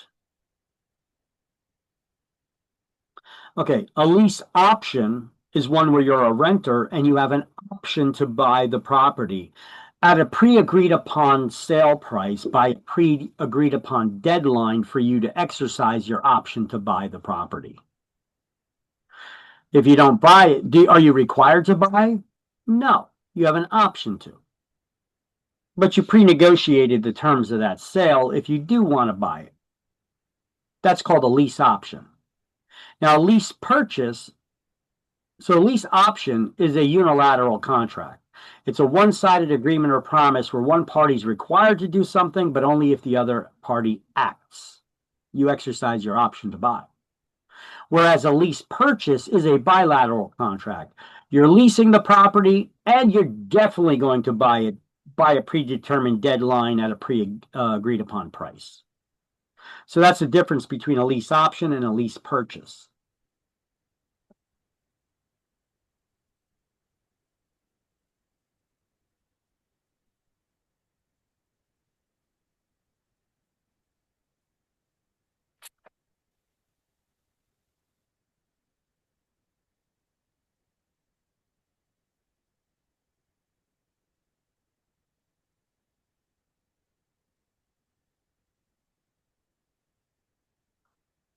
Okay, so let's do the highlights now. Land contract, also contract for deed or installment contract. It's a type of seller financing we went over in chapter 11 on page 220. Then we have that seller financing or land contract, lease option, and sale leasebacks.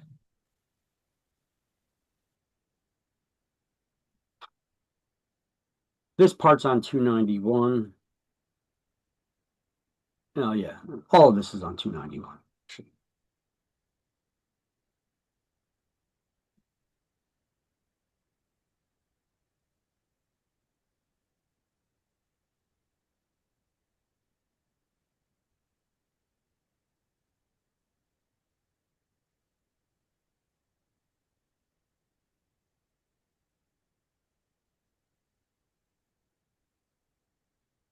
I got it.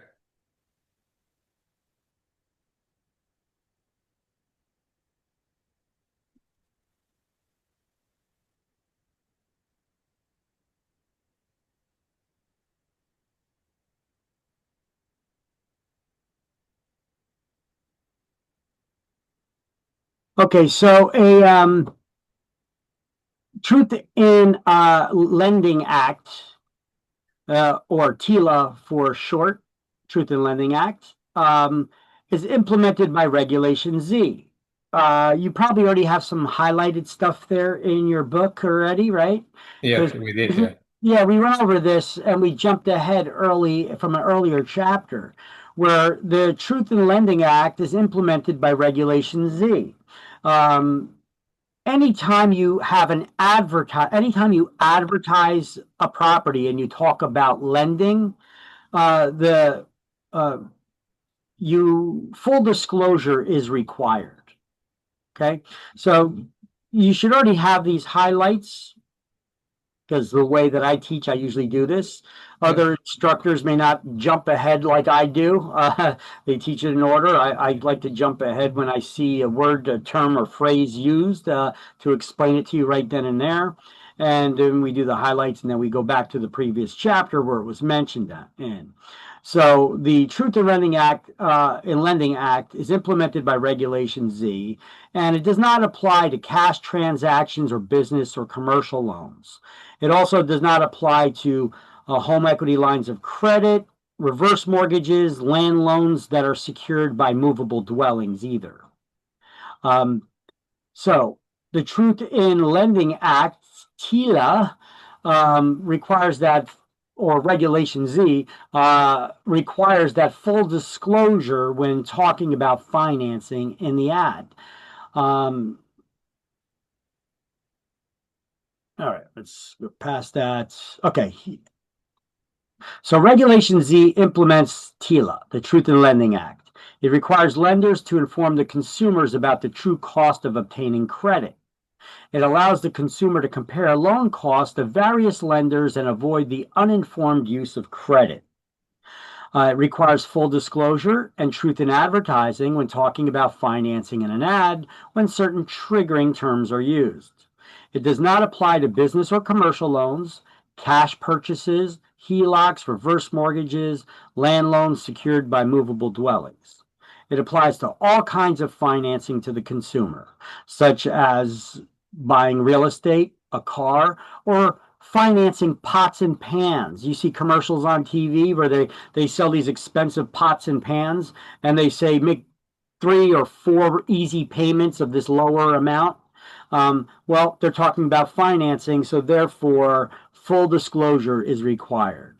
Now, what is full disclosure? Well, let me get to that in just a second. Let me skip through these. Here we go. I got this slide right here, which is what you should use to study Regulation Z.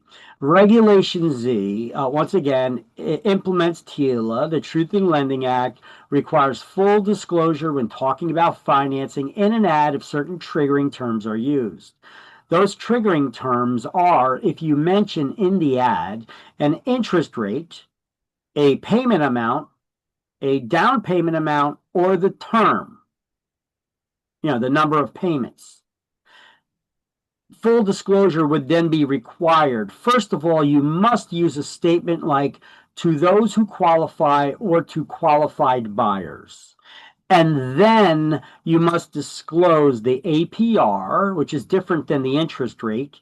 The APR is the annual percentage rate. It's usually a smidgen higher, a little bit higher than the interest rate, because it includes all those one-time, non-reoccurring incidental costs associated with getting the financing.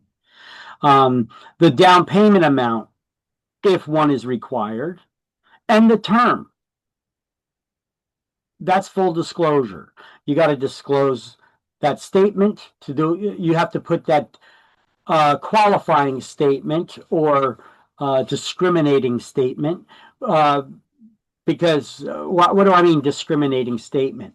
we're not talking about like racial discrimination. We're talking about discriminating about who can obtain the financing, because you can't just offer financing to everybody.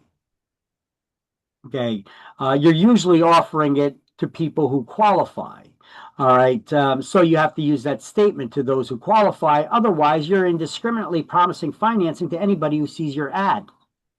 So you have to use the term there, the discriminating statement that discriminates only for those who qualify. Okay, so you have to say to those who qualify or to a qualified buyer, and then lay out the terms. You got to disclose the APR, the down payment amount if required, and the term. And once again, this does not apply to commercial loans, cash transactions, reverse mortgages, land loans with removable dwellings like mobile homes. And penalties for violating an administrative order of Regulation Z, where you're advertising and you're not complying with this disclosure requirement, is $10,000 per day that advertisement is out there in the public domain for the public to see. It's not up to, it is $10,000 per day. And every day that ad is in the public domain. And willful violation is a misdemeanor punishable by a $5,000 fine and up to 1 year in prison. Okay.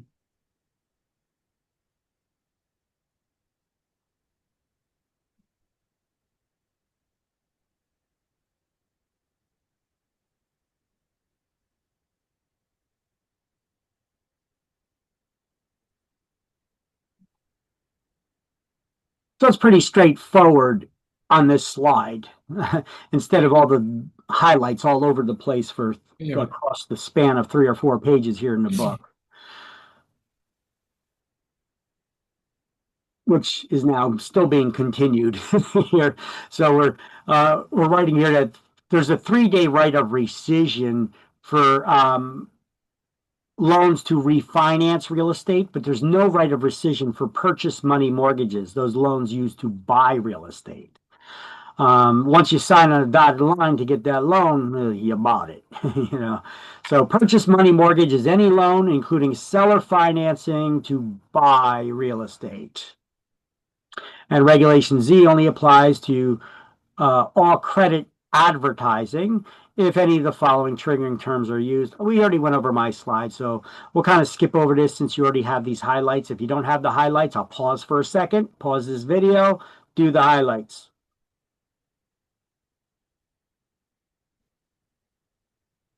Everybody here's got it though, right?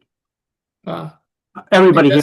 That's 3-day, the right of rescission does not apply. Does not apply to purchase money mortgages, loans used to buy real estate. There's a 3-day right of rescission for loans for refinancing. So property that you already own, you could refinance. You get a new loan to pay off your existing one, hopefully at a lower interest rate. Well, you have a 3-day right of rescission to back out of that once you sign on the contract for that loan. But for loans to buy real estate, there's no right of rescission.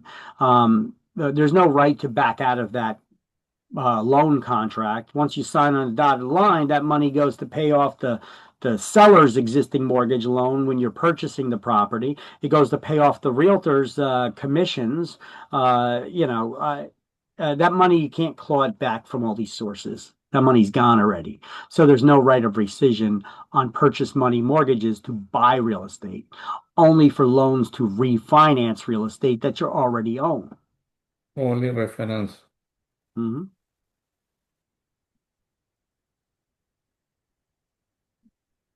Okay. So you got these highlights? Okay. Yeah, I highlighted. Which then continues on the next page, and here it gives you the example where that if you see in an ad something like this, full disclosure would be necessary. If you're saying 30-year loan available, payment of $1,432 a month, or only 5% down, because you're talking about a term, a payment, or an interest rate.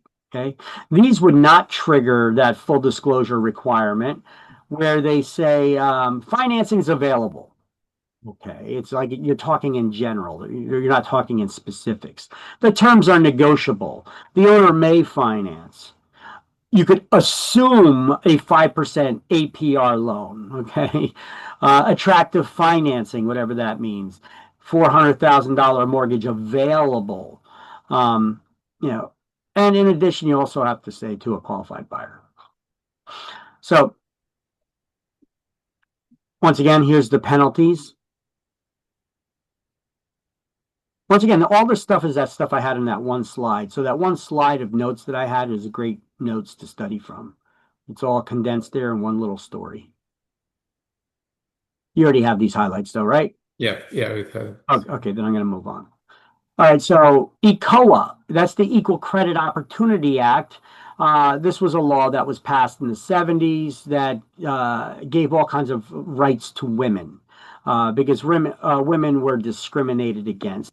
Back in the day, a long time ago,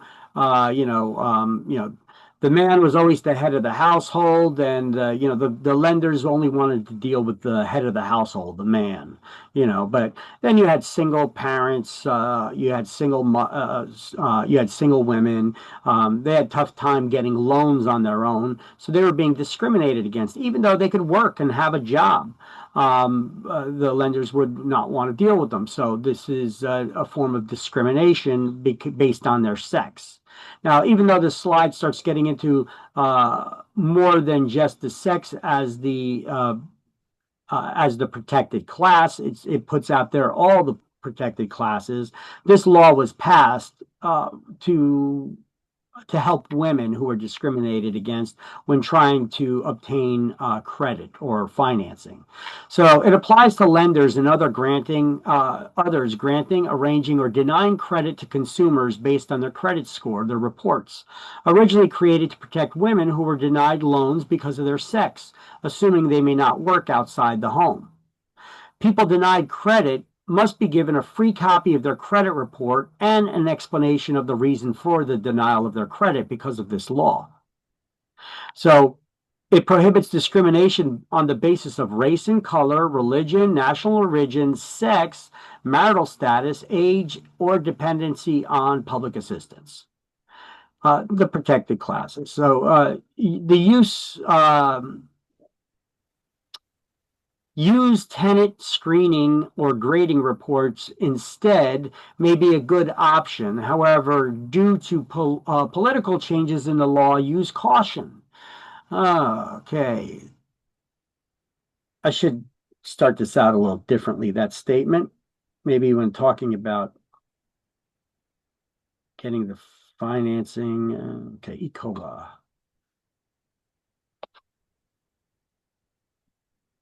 For landlords. Use tenant screening or grading reports instead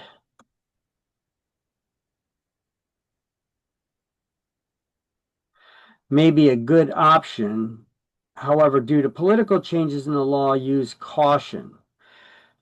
So there's new changes and new laws that would make an owner of real estate, the licensee, liable for discrimination if the screening service they use does not comply with the new changes in laws for approving or denying tenants, which may consider criminal background checks in addition to the credit check. So see the latest Attorney General's memorandum, specifically the Fair Chance and Credit Act or Fair Chance and Housing Act. As previously discussed in Chapter 4, which essentially makes ex-convicts, who are now called system-involved people, a protected class.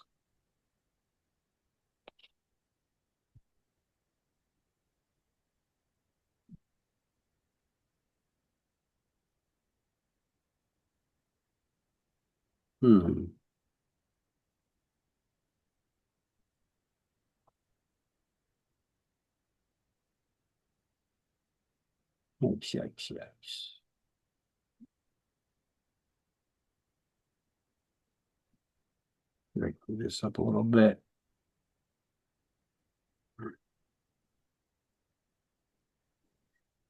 move that down a little bit. There we go. Now it fits.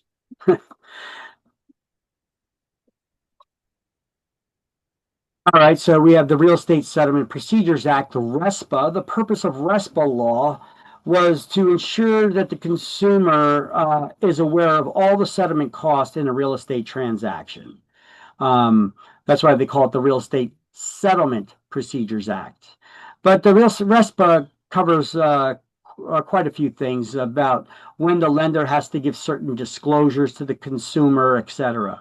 So the Federal Real Estate Settlement Procedures Act, RESPA, was enacted to ensure that the buyer and seller in residential real estate transactions involving new loans, not refinancing or anything like that, have knowledge of all the settlement costs. So the RESPA settlement statement, formerly called the HUD-1, was replaced by a new document called the CD, the closing disclosure. It explains all the final actual settlement costs at the closing table, but this needs to be given to the consumer not at the closing table, but 3 days before the closing, so they have an opportunity to review it and compare it to the loan estimate that they were given at the beginning of the real estate transaction.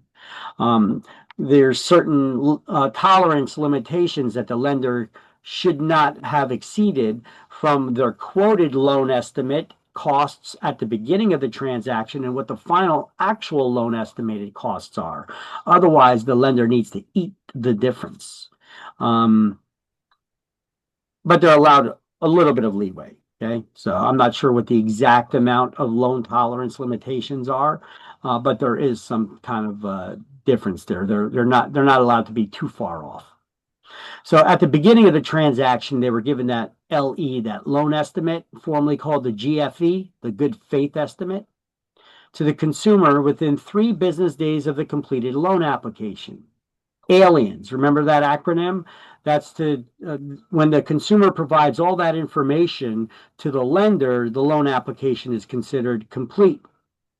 So in certain situations, however, a new loan estimate needs to be reissued in real estate transactions, which we're going to go over. And when they need to be reissued, that triggers an additional 3-day waiting period before the consumer can close. And there has to be at least 7 business days between the time the LE is issued and the time the CD, the closing disclosure, is given, or the closing actually occurs. So reissuing the LE puts a mandated additional 3-day waiting period, plus there needs to be at least 7 days between the LE is given and the closing.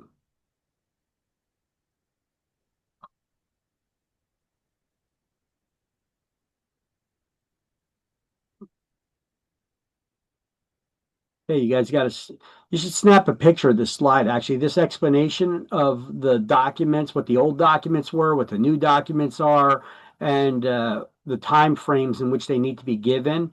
I got it all here on one slide. So it's a pretty good explanation, except I don't fully disclose on this slide what the aliens are because of space limitations. But we got that coming on the next slides.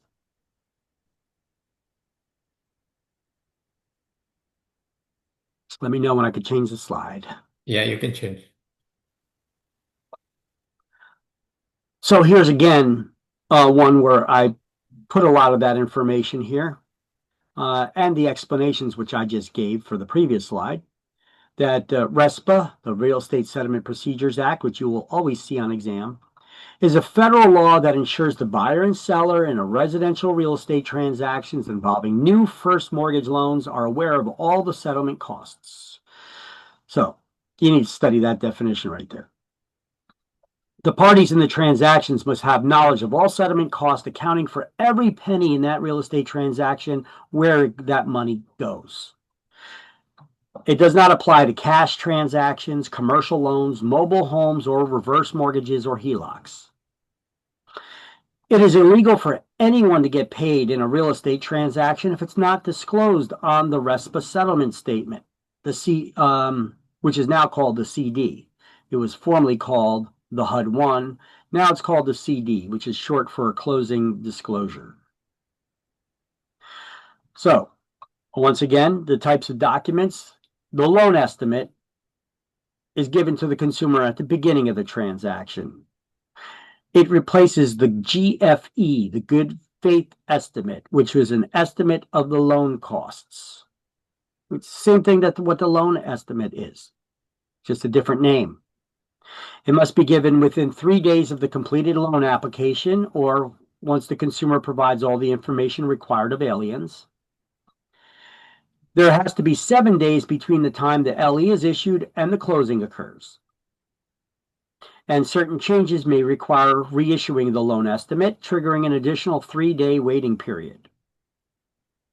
So page 299 is where we have that all those items that would require the reissuing of a LE, which we'll go over in this chapter. The CD, the closing disclosure, is an accounting of all the final actual closing costs, not an estimate of them. But we need to compare that loan estimate to the CD to make sure their loan tolerance, the quotes are not beyond certain limitations as defined by TRID, the TILA-RESPA integrated disclosure. The lender is responsible for covering any costs that exceed that.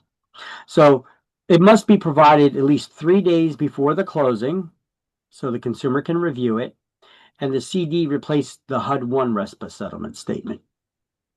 But it does the same thing. It discloses all the actual settlement costs.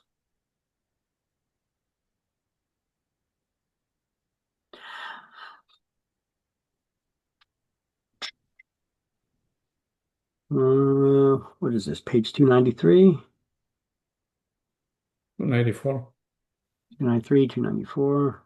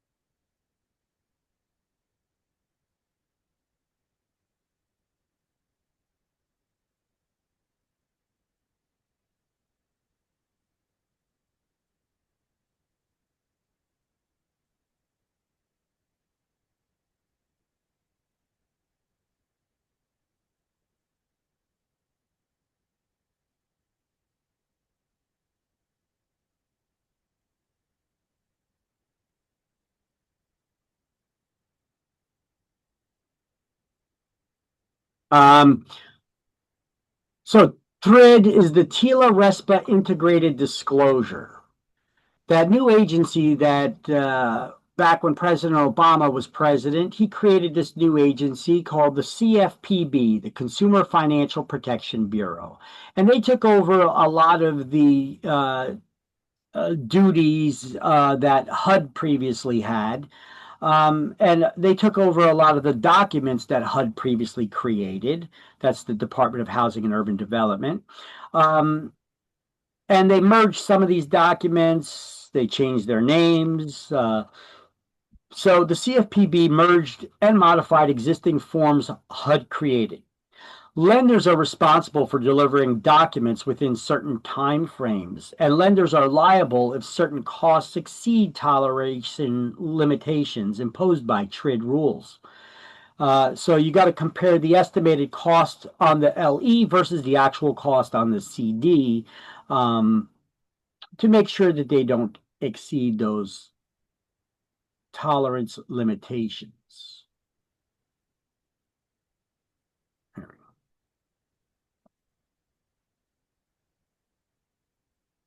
So, page 294, TRID rules do not apply to these transactions. I've already read this several times, so I'm not going to read it again. But all of them don't apply.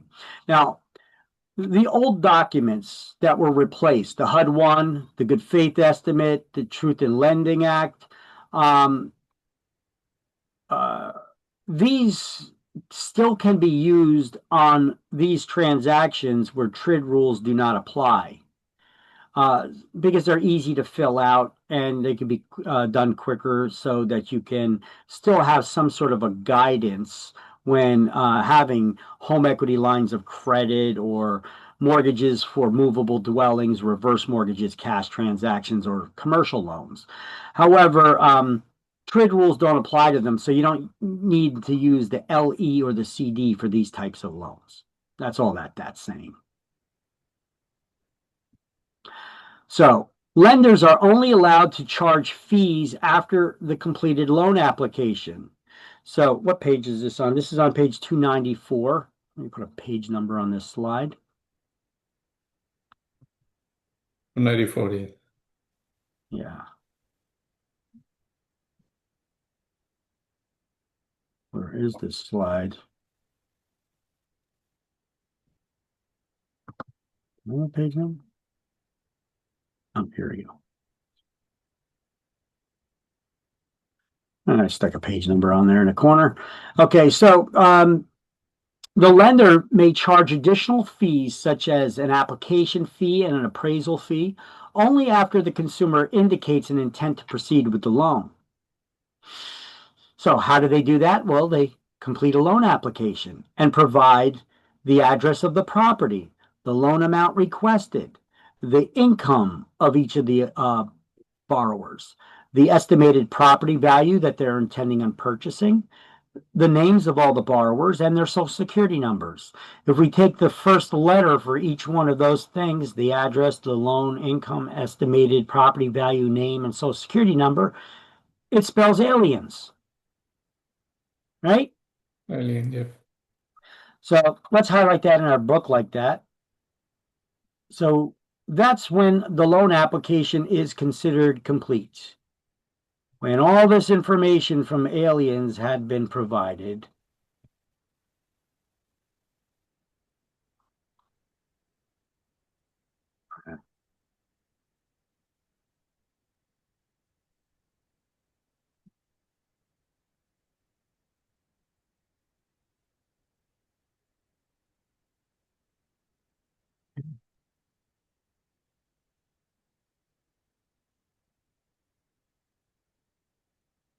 That's when the lender can start charging the consumer.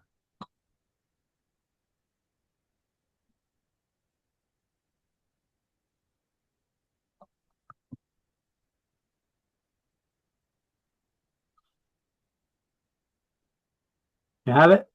Yeah, I have here. Okay. 294, yeah. All right. So also on 294, so the down at the bottom of the page, just right next to the LE, that it replaces the GFE, the good faith estimate. And that needs to be supplied by the lender to the consumer within 3 business days after the completed loan application, along with the toolkit. Remember the toolkit that shows them how to shop for and compare loans?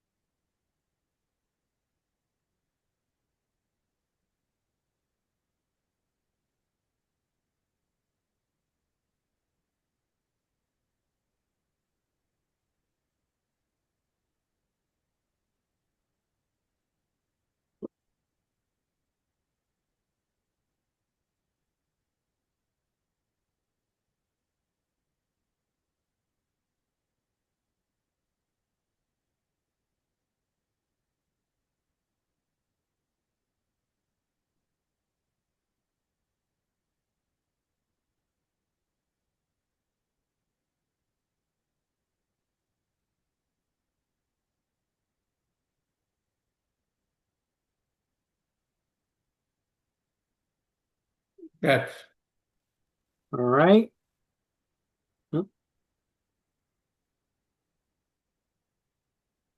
So when does reissuing the new loan estimate happen? Well, these are the changes that would trigger the new requiring a new loan estimate to be reissued. So just do these highlights, then we're going to go on to the next slide, which actually has these things written down as well. I'm just going to go over it on the next slide. So just do these highlights, and then I'll move to the next slide. Okay, so I got you. You got it right? Okay. So this is the same slide going over that same thing that's on page 299 there. Which, by the way, we're on page 299. 299. Yeah. Okay. So these are the situations where a new loan estimate would be required, along with a couple tips that I put on this slide. So this is why I like to use my slide for explanation. And if you want to, you can snap a picture of this one or make a note on your book. The new LE would be required to be reissued along with an additional 3-day waiting period if the consumer requests a change in the loan amount or the loan down payment changes. If the appraisal came in higher or lower than expected. If there were changes in the borrower's credit score. Okay, now here's a little tip for you as the buyer's agents should inform their clients when starting to shop for the home not to make any large purchases, charges, or layaways. Don't do any car leases or car purchases or changes in employment until after the closing occurs. It may be difficult if your transmission goes on your car, I know, but you better have the money to make that purchase. Don't get a loan, because if you do, it's going to change your debt to income ratio, and you may now no longer qualify possibly to get that loan. So this is why agents, it's very important for you as the agent to coach buyers not to make any drastic changes like this, which could affect your ability to get the loan. I give this speech to buyers all the time, and still they go and do things like this, and then all of a sudden they don't qualify to get the loan. And they find out, we're in a real estate transaction, they find out later in the transaction, the lender runs their credit again. They're like, yo, you got to let your consumer know we're not giving them the loan. They don't qualify for the loan anymore. They can't get the loan to buy it. Why not? Well, they purchased something or they leased something and it threw out their debt to income ratio. So unless they have the money to pay it off in full, and can document where they're getting that money from to pay it off in full, they're not getting a loan. So how about taxes? That's considered to debt to income ratio? Taxes. Debt taxes. What kind of taxes? Debt. If you debt money to owe money to the IRS or to the state. Oh, if you owe money to the, yeah, because it's a debt you need to pay off. Yeah, you got to disclose that. Yeah. Okay. So the lender could not now, because that's an amount of money you're still paying out. I don't know if that shows up on your credit report, does it? Do you know? If probably when they go to collection, yes. Okay, so it does show. Okay, so then, yeah, then you need to disclose it. It's going to come up anyway. Because the lender throughout the they don't just run your credit score at the beginning of the transaction. They run it several times throughout the transaction, and usually at the moment just before closing, when they authorize the closing agent or attorney to release the funds to complete the purchase. They often run a credit score again at that moment to make sure there's been no changes. Yeah. So the lender could not document the borrower's pay, like overtime, bonuses, tips, and other income. This is things for people like that are dependent on those things, like beauticians who are very reliant on their tips. Beauticians, bartenders, strippers, those people who are self-employed. A lot of these things could require reissuing a new loan estimate.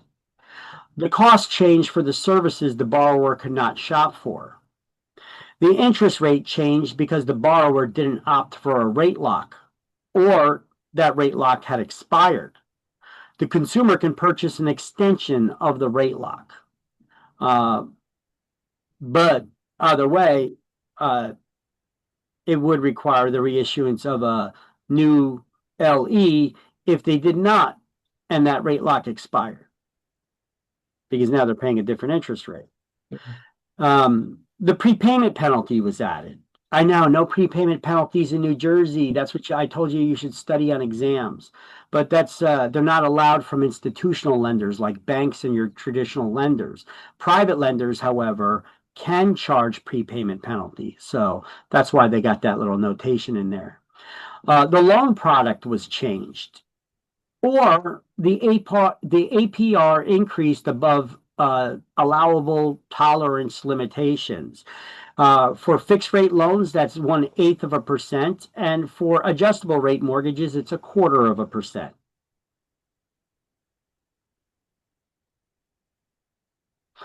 All right, so here are the timelines and what the documents need to be issued, which you need to know for exam. Aliens is when a loan application is considered complete, and you can get that information from that little picture there on page 294. Then the loan estimate was replaced by the loan estimate replaced the good faith estimate, or GFE, and that needs to be given to the consumer within 3 business days of the completed loan application, aliens. But there needs to be at least 7 business days between the time the LE is issued and the time the closing occurs. A new LE must be reissued if certain changes are made, and that would trigger an additional 3-day waiting period, which we just went over. The Your Home Loan Toolkit that explains how to shop for and compare loans, that needs to be put in the mail and sent to the consumer within 3 business days of aliens, their completed loan application, along with the LE.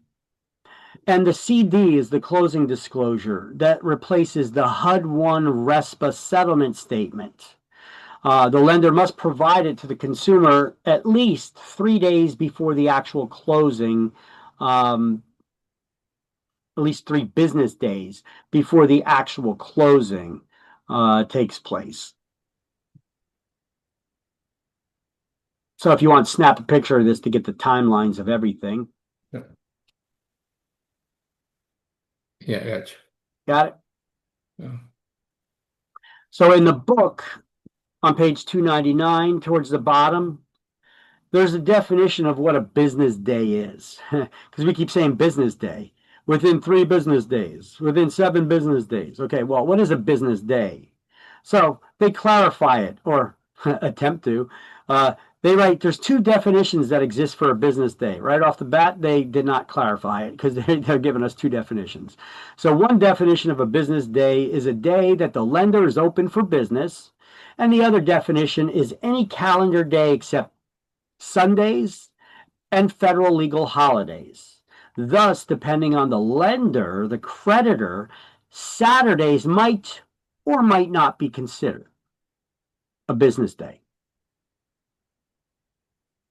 All right, just right next to a loan estimate, the abbreviation LE replaces the GFE, and right over here next to the closing disclosure, that's the CD, and it replaces the HUD-1 RESPA settlement statement, and do the highlights, and then let me know when you have all that.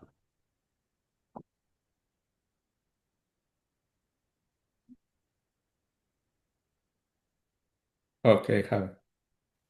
You got that all? Yeah, I got it. You're right, quick. Yeah. Mhm. All right. Okay, now here's a little video that oh wow, I still got the shared computer sound. And are you hearing me fine? I'm not cutting out on you at all? No, you're fine. wow. It only happened after 4 p.m. Yeah. That's strange because I have the I thought it had something to do with sharing the computer audio. Okay. But how do I sound to you? Do I come across clear right now when sharing the computer audio? That's fine. That's Oh, okay. perfect. Perfect. Yes, so there's this a real estate agent. I think she's based in Canada. You know, she put together this video explaining some of the struggles that we as real estate agents come across, some of the issues. All right. I told you that agents must always advise our buyers to educate your clients so they don't get disqualified for the loan. They don't do those large purchases or leases. They don't change their jobs or do anything. But this video is a crafty video that explains some of that stuff, but also shows some other struggles that the real estate agents have in this business. I'm going to play this video, and I'll stop it here and there, and I'll explain what's going on, why this is an issue. But she did it to be a goof, to be kind of funny about it. But here, let's watch it.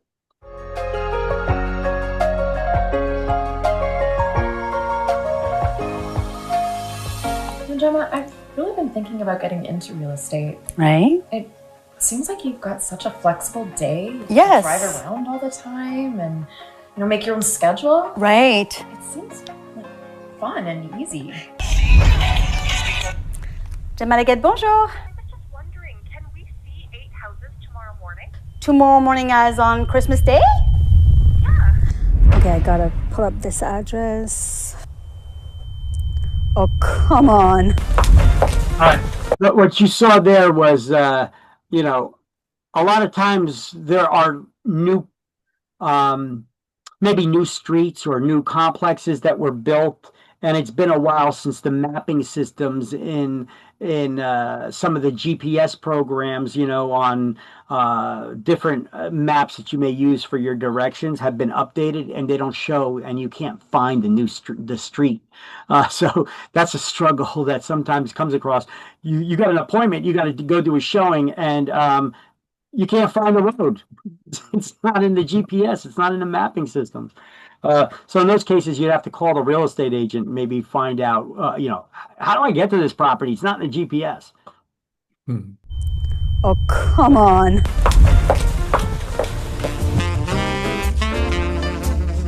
Okay, what she's showing here is one of the older lockbox styles that are push button lockboxes, which you could still find them. Agents still use these things. But these ones are horrible. They're notoriously bad in the wintertime. You get a little moisture in there, it freezes and turns to ice, and you got to take like a hammer and smack this thing to crack the ice loose. And that's the frustration she's experiencing here with her. Well, you could watch.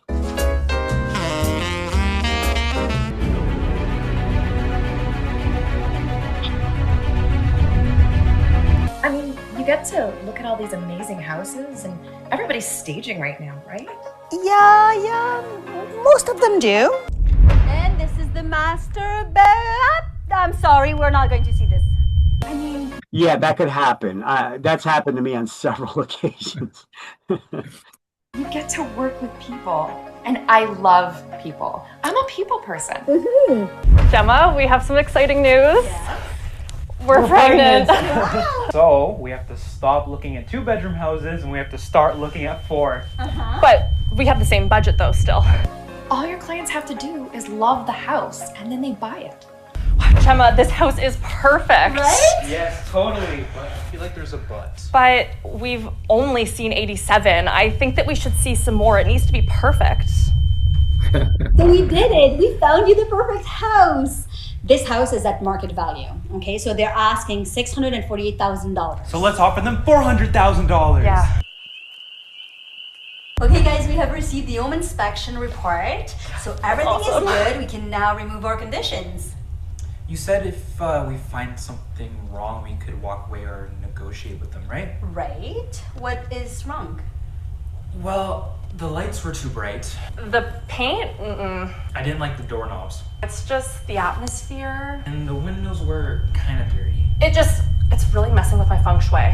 I get to see your social media account and all of those happy people. I want to make everybody happy. Guys, picture! Hey guys, we're happy. We just bought a house. Take a picture. Yay, cheers! Cheers! So that's fine, but that's not a thing. What No, thank you. You'll see, it'll be great. No, thank you. I mean, it's an easy job. Day in the And life you get of a real paid so estate well. Okay, guys, so the process is done. So from now on until closing, make sure that you're not buying anything, any big purchases on credit. Obviously. Okay, so no boat, no vacation, no cars. Come on, Gemma, we're not dumb.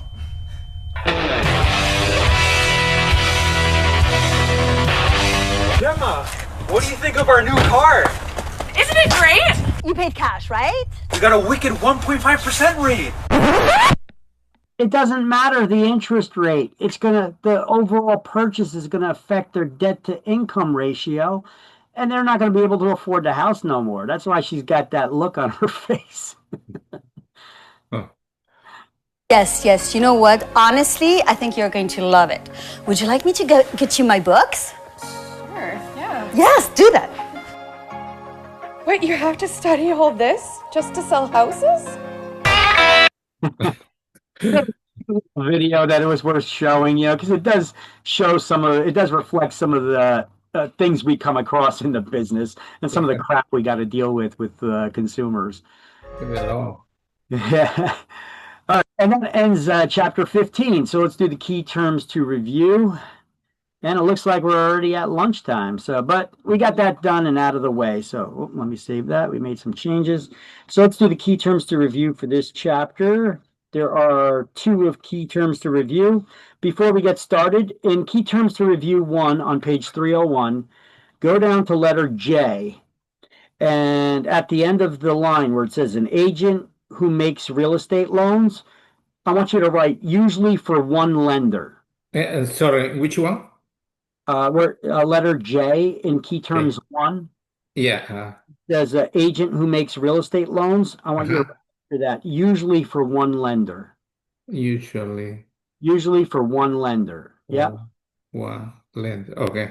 Okay. And then go down to key terms 2. And next to letter A, at the end of the line, write to buy real estate. It says a lending institution that makes mortgage loans to the public to buy real estate. You say in the A? Yeah, at the end of the first one, letter A. Right at the end of the line, to buy real estate. To buy real estate.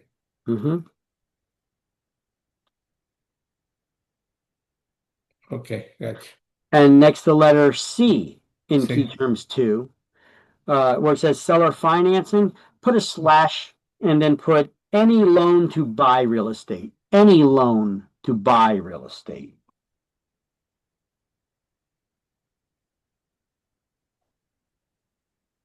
Okay. And next to letter J at the end of the line, it says implements the Truth in Lending Act. Write TILA as an abbreviation, TILA. That's just the abbreviation for Truth in Lending Act, TILA.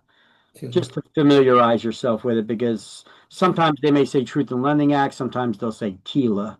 TILA, okay. Yeah. Okay. And then let's do the key terms to review. All right, here we go. Mortgage covering more than one parcel of real estate. The jumbo loan? No, a jumbo loan's a large loan. It's jumbo size. So a mortgage loan that covers more than one parcel. Okay, package mortgage. Package?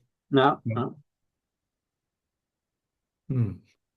A blanket mortgage? It's a blanket mortgage, correct. One is A, because it covers more than one lot that gets then subdivided, so that's correct. One is A. Mortgage covering both real and personal property. Package mortgage. That's the package mortgage. 13 is B. Cooperative organization for members who save and borrow. It's basically a nonprofit bank. Fannie Mae? Fannie Mae? Credit union.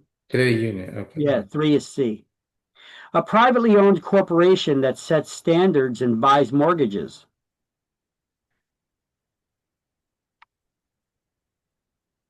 What'd you say for the previous one? Yeah, Fannie Mae. That's it. Fannie Mae. 4 is D. Federal Home Loan Mortgage Corporation warehouses packages of mortgages originated by member savings and loan associations. Let's see, the abbreviation is FHLMC. FHLMC. You see that? Federal Home Loan Mortgage Corporation. It's Freddie Mac. That's the old name for Freddie Mac. Yes, 5 is E. Government National Mortgage Association pools mortgages for investors.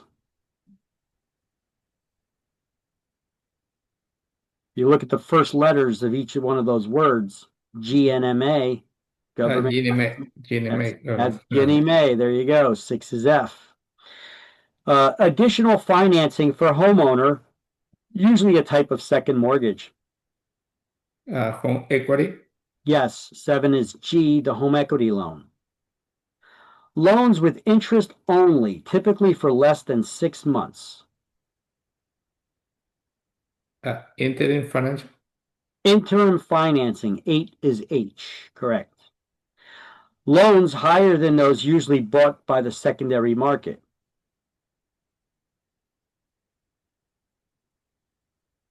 What we call those loans for higher amounts than usually bought by the secondary market. Those big loans.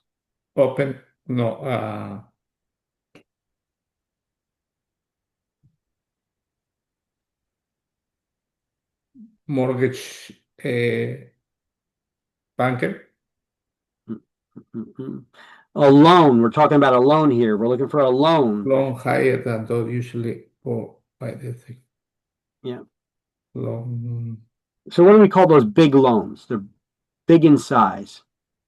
Construction loan. Jumbo. Or jumbo. Jumbo. Jumbo means big, right? Yeah. So 9 is I, jumbo loan.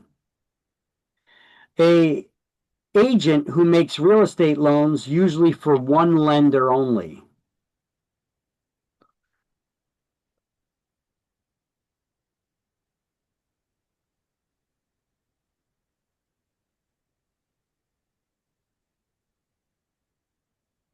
Mortgage banker.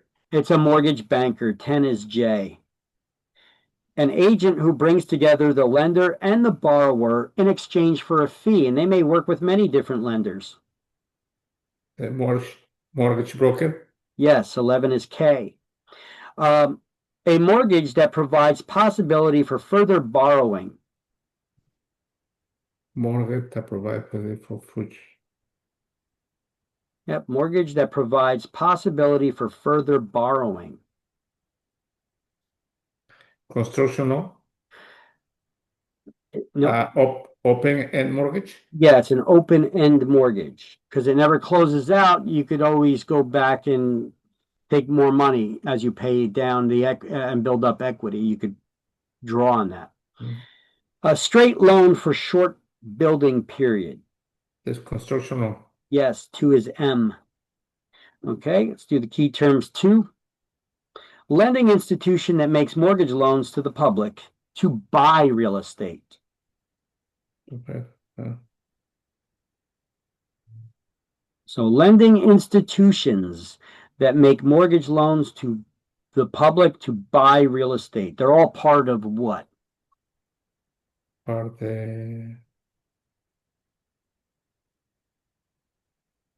the primary mortgage market. You hit it. Yep, that's the primary mortgage market. 2 is A. Loan not intended for resale in the secondary market. What kind of loans are not intended to be resold in the secondary market? Portfolio loan. Yes, 1 is B. And seller financing or any loan used to buy real estate.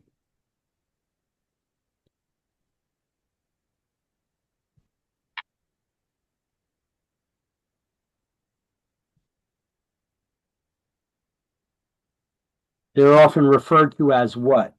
The seller, any loan used to buy real estate, including seller financing, they're referred to as what?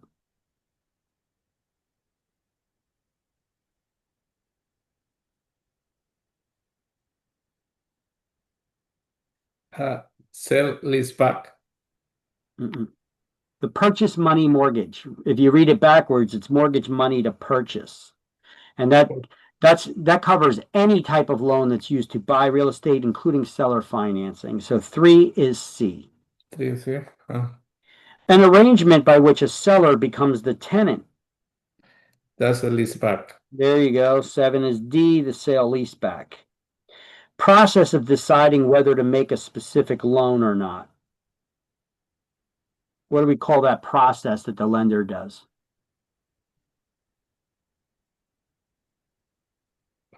The loan is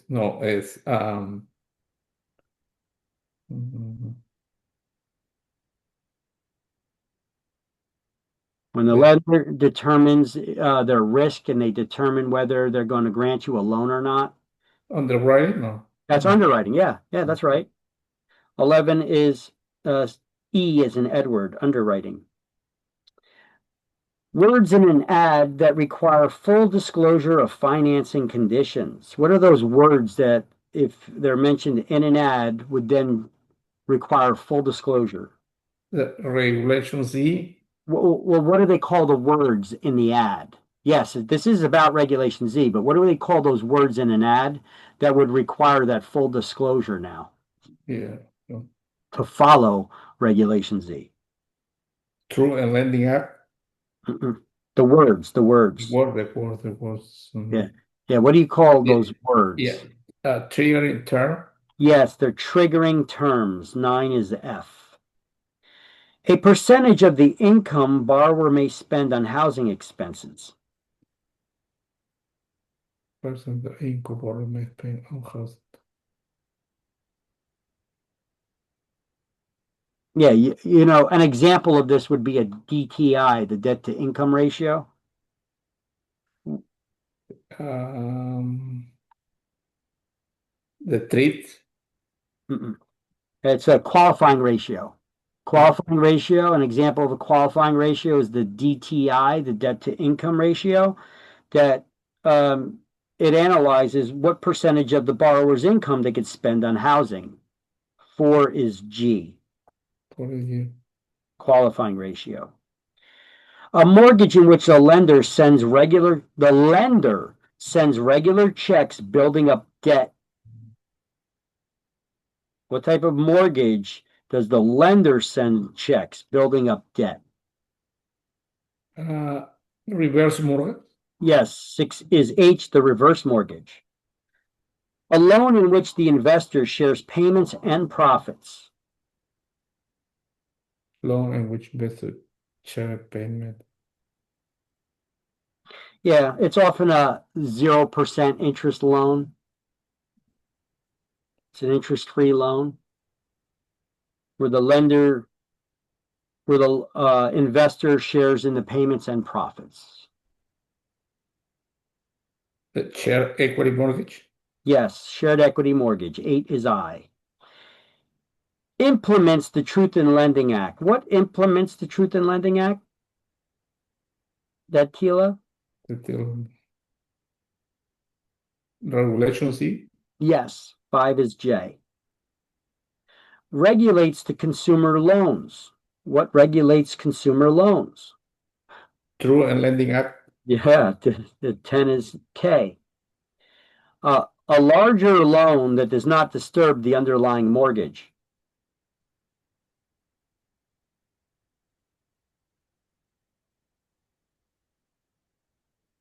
There's a wraparound mortgage? Yes, the wraparound mortgage. 12 is L. Merges TILA and RESPA disclosures. Treat.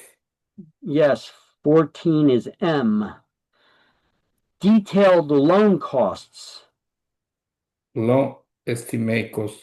Yep, it's the loan estimate or the LE, correct. 15 is N. Required items before a lender can proceed and then start charging the consumer. Aliens. Aliens, when the borrowers provided all the information required of aliens, that acronym. 13 is O. And that concludes chapter 15. Yay. Yeah. All right. So we finished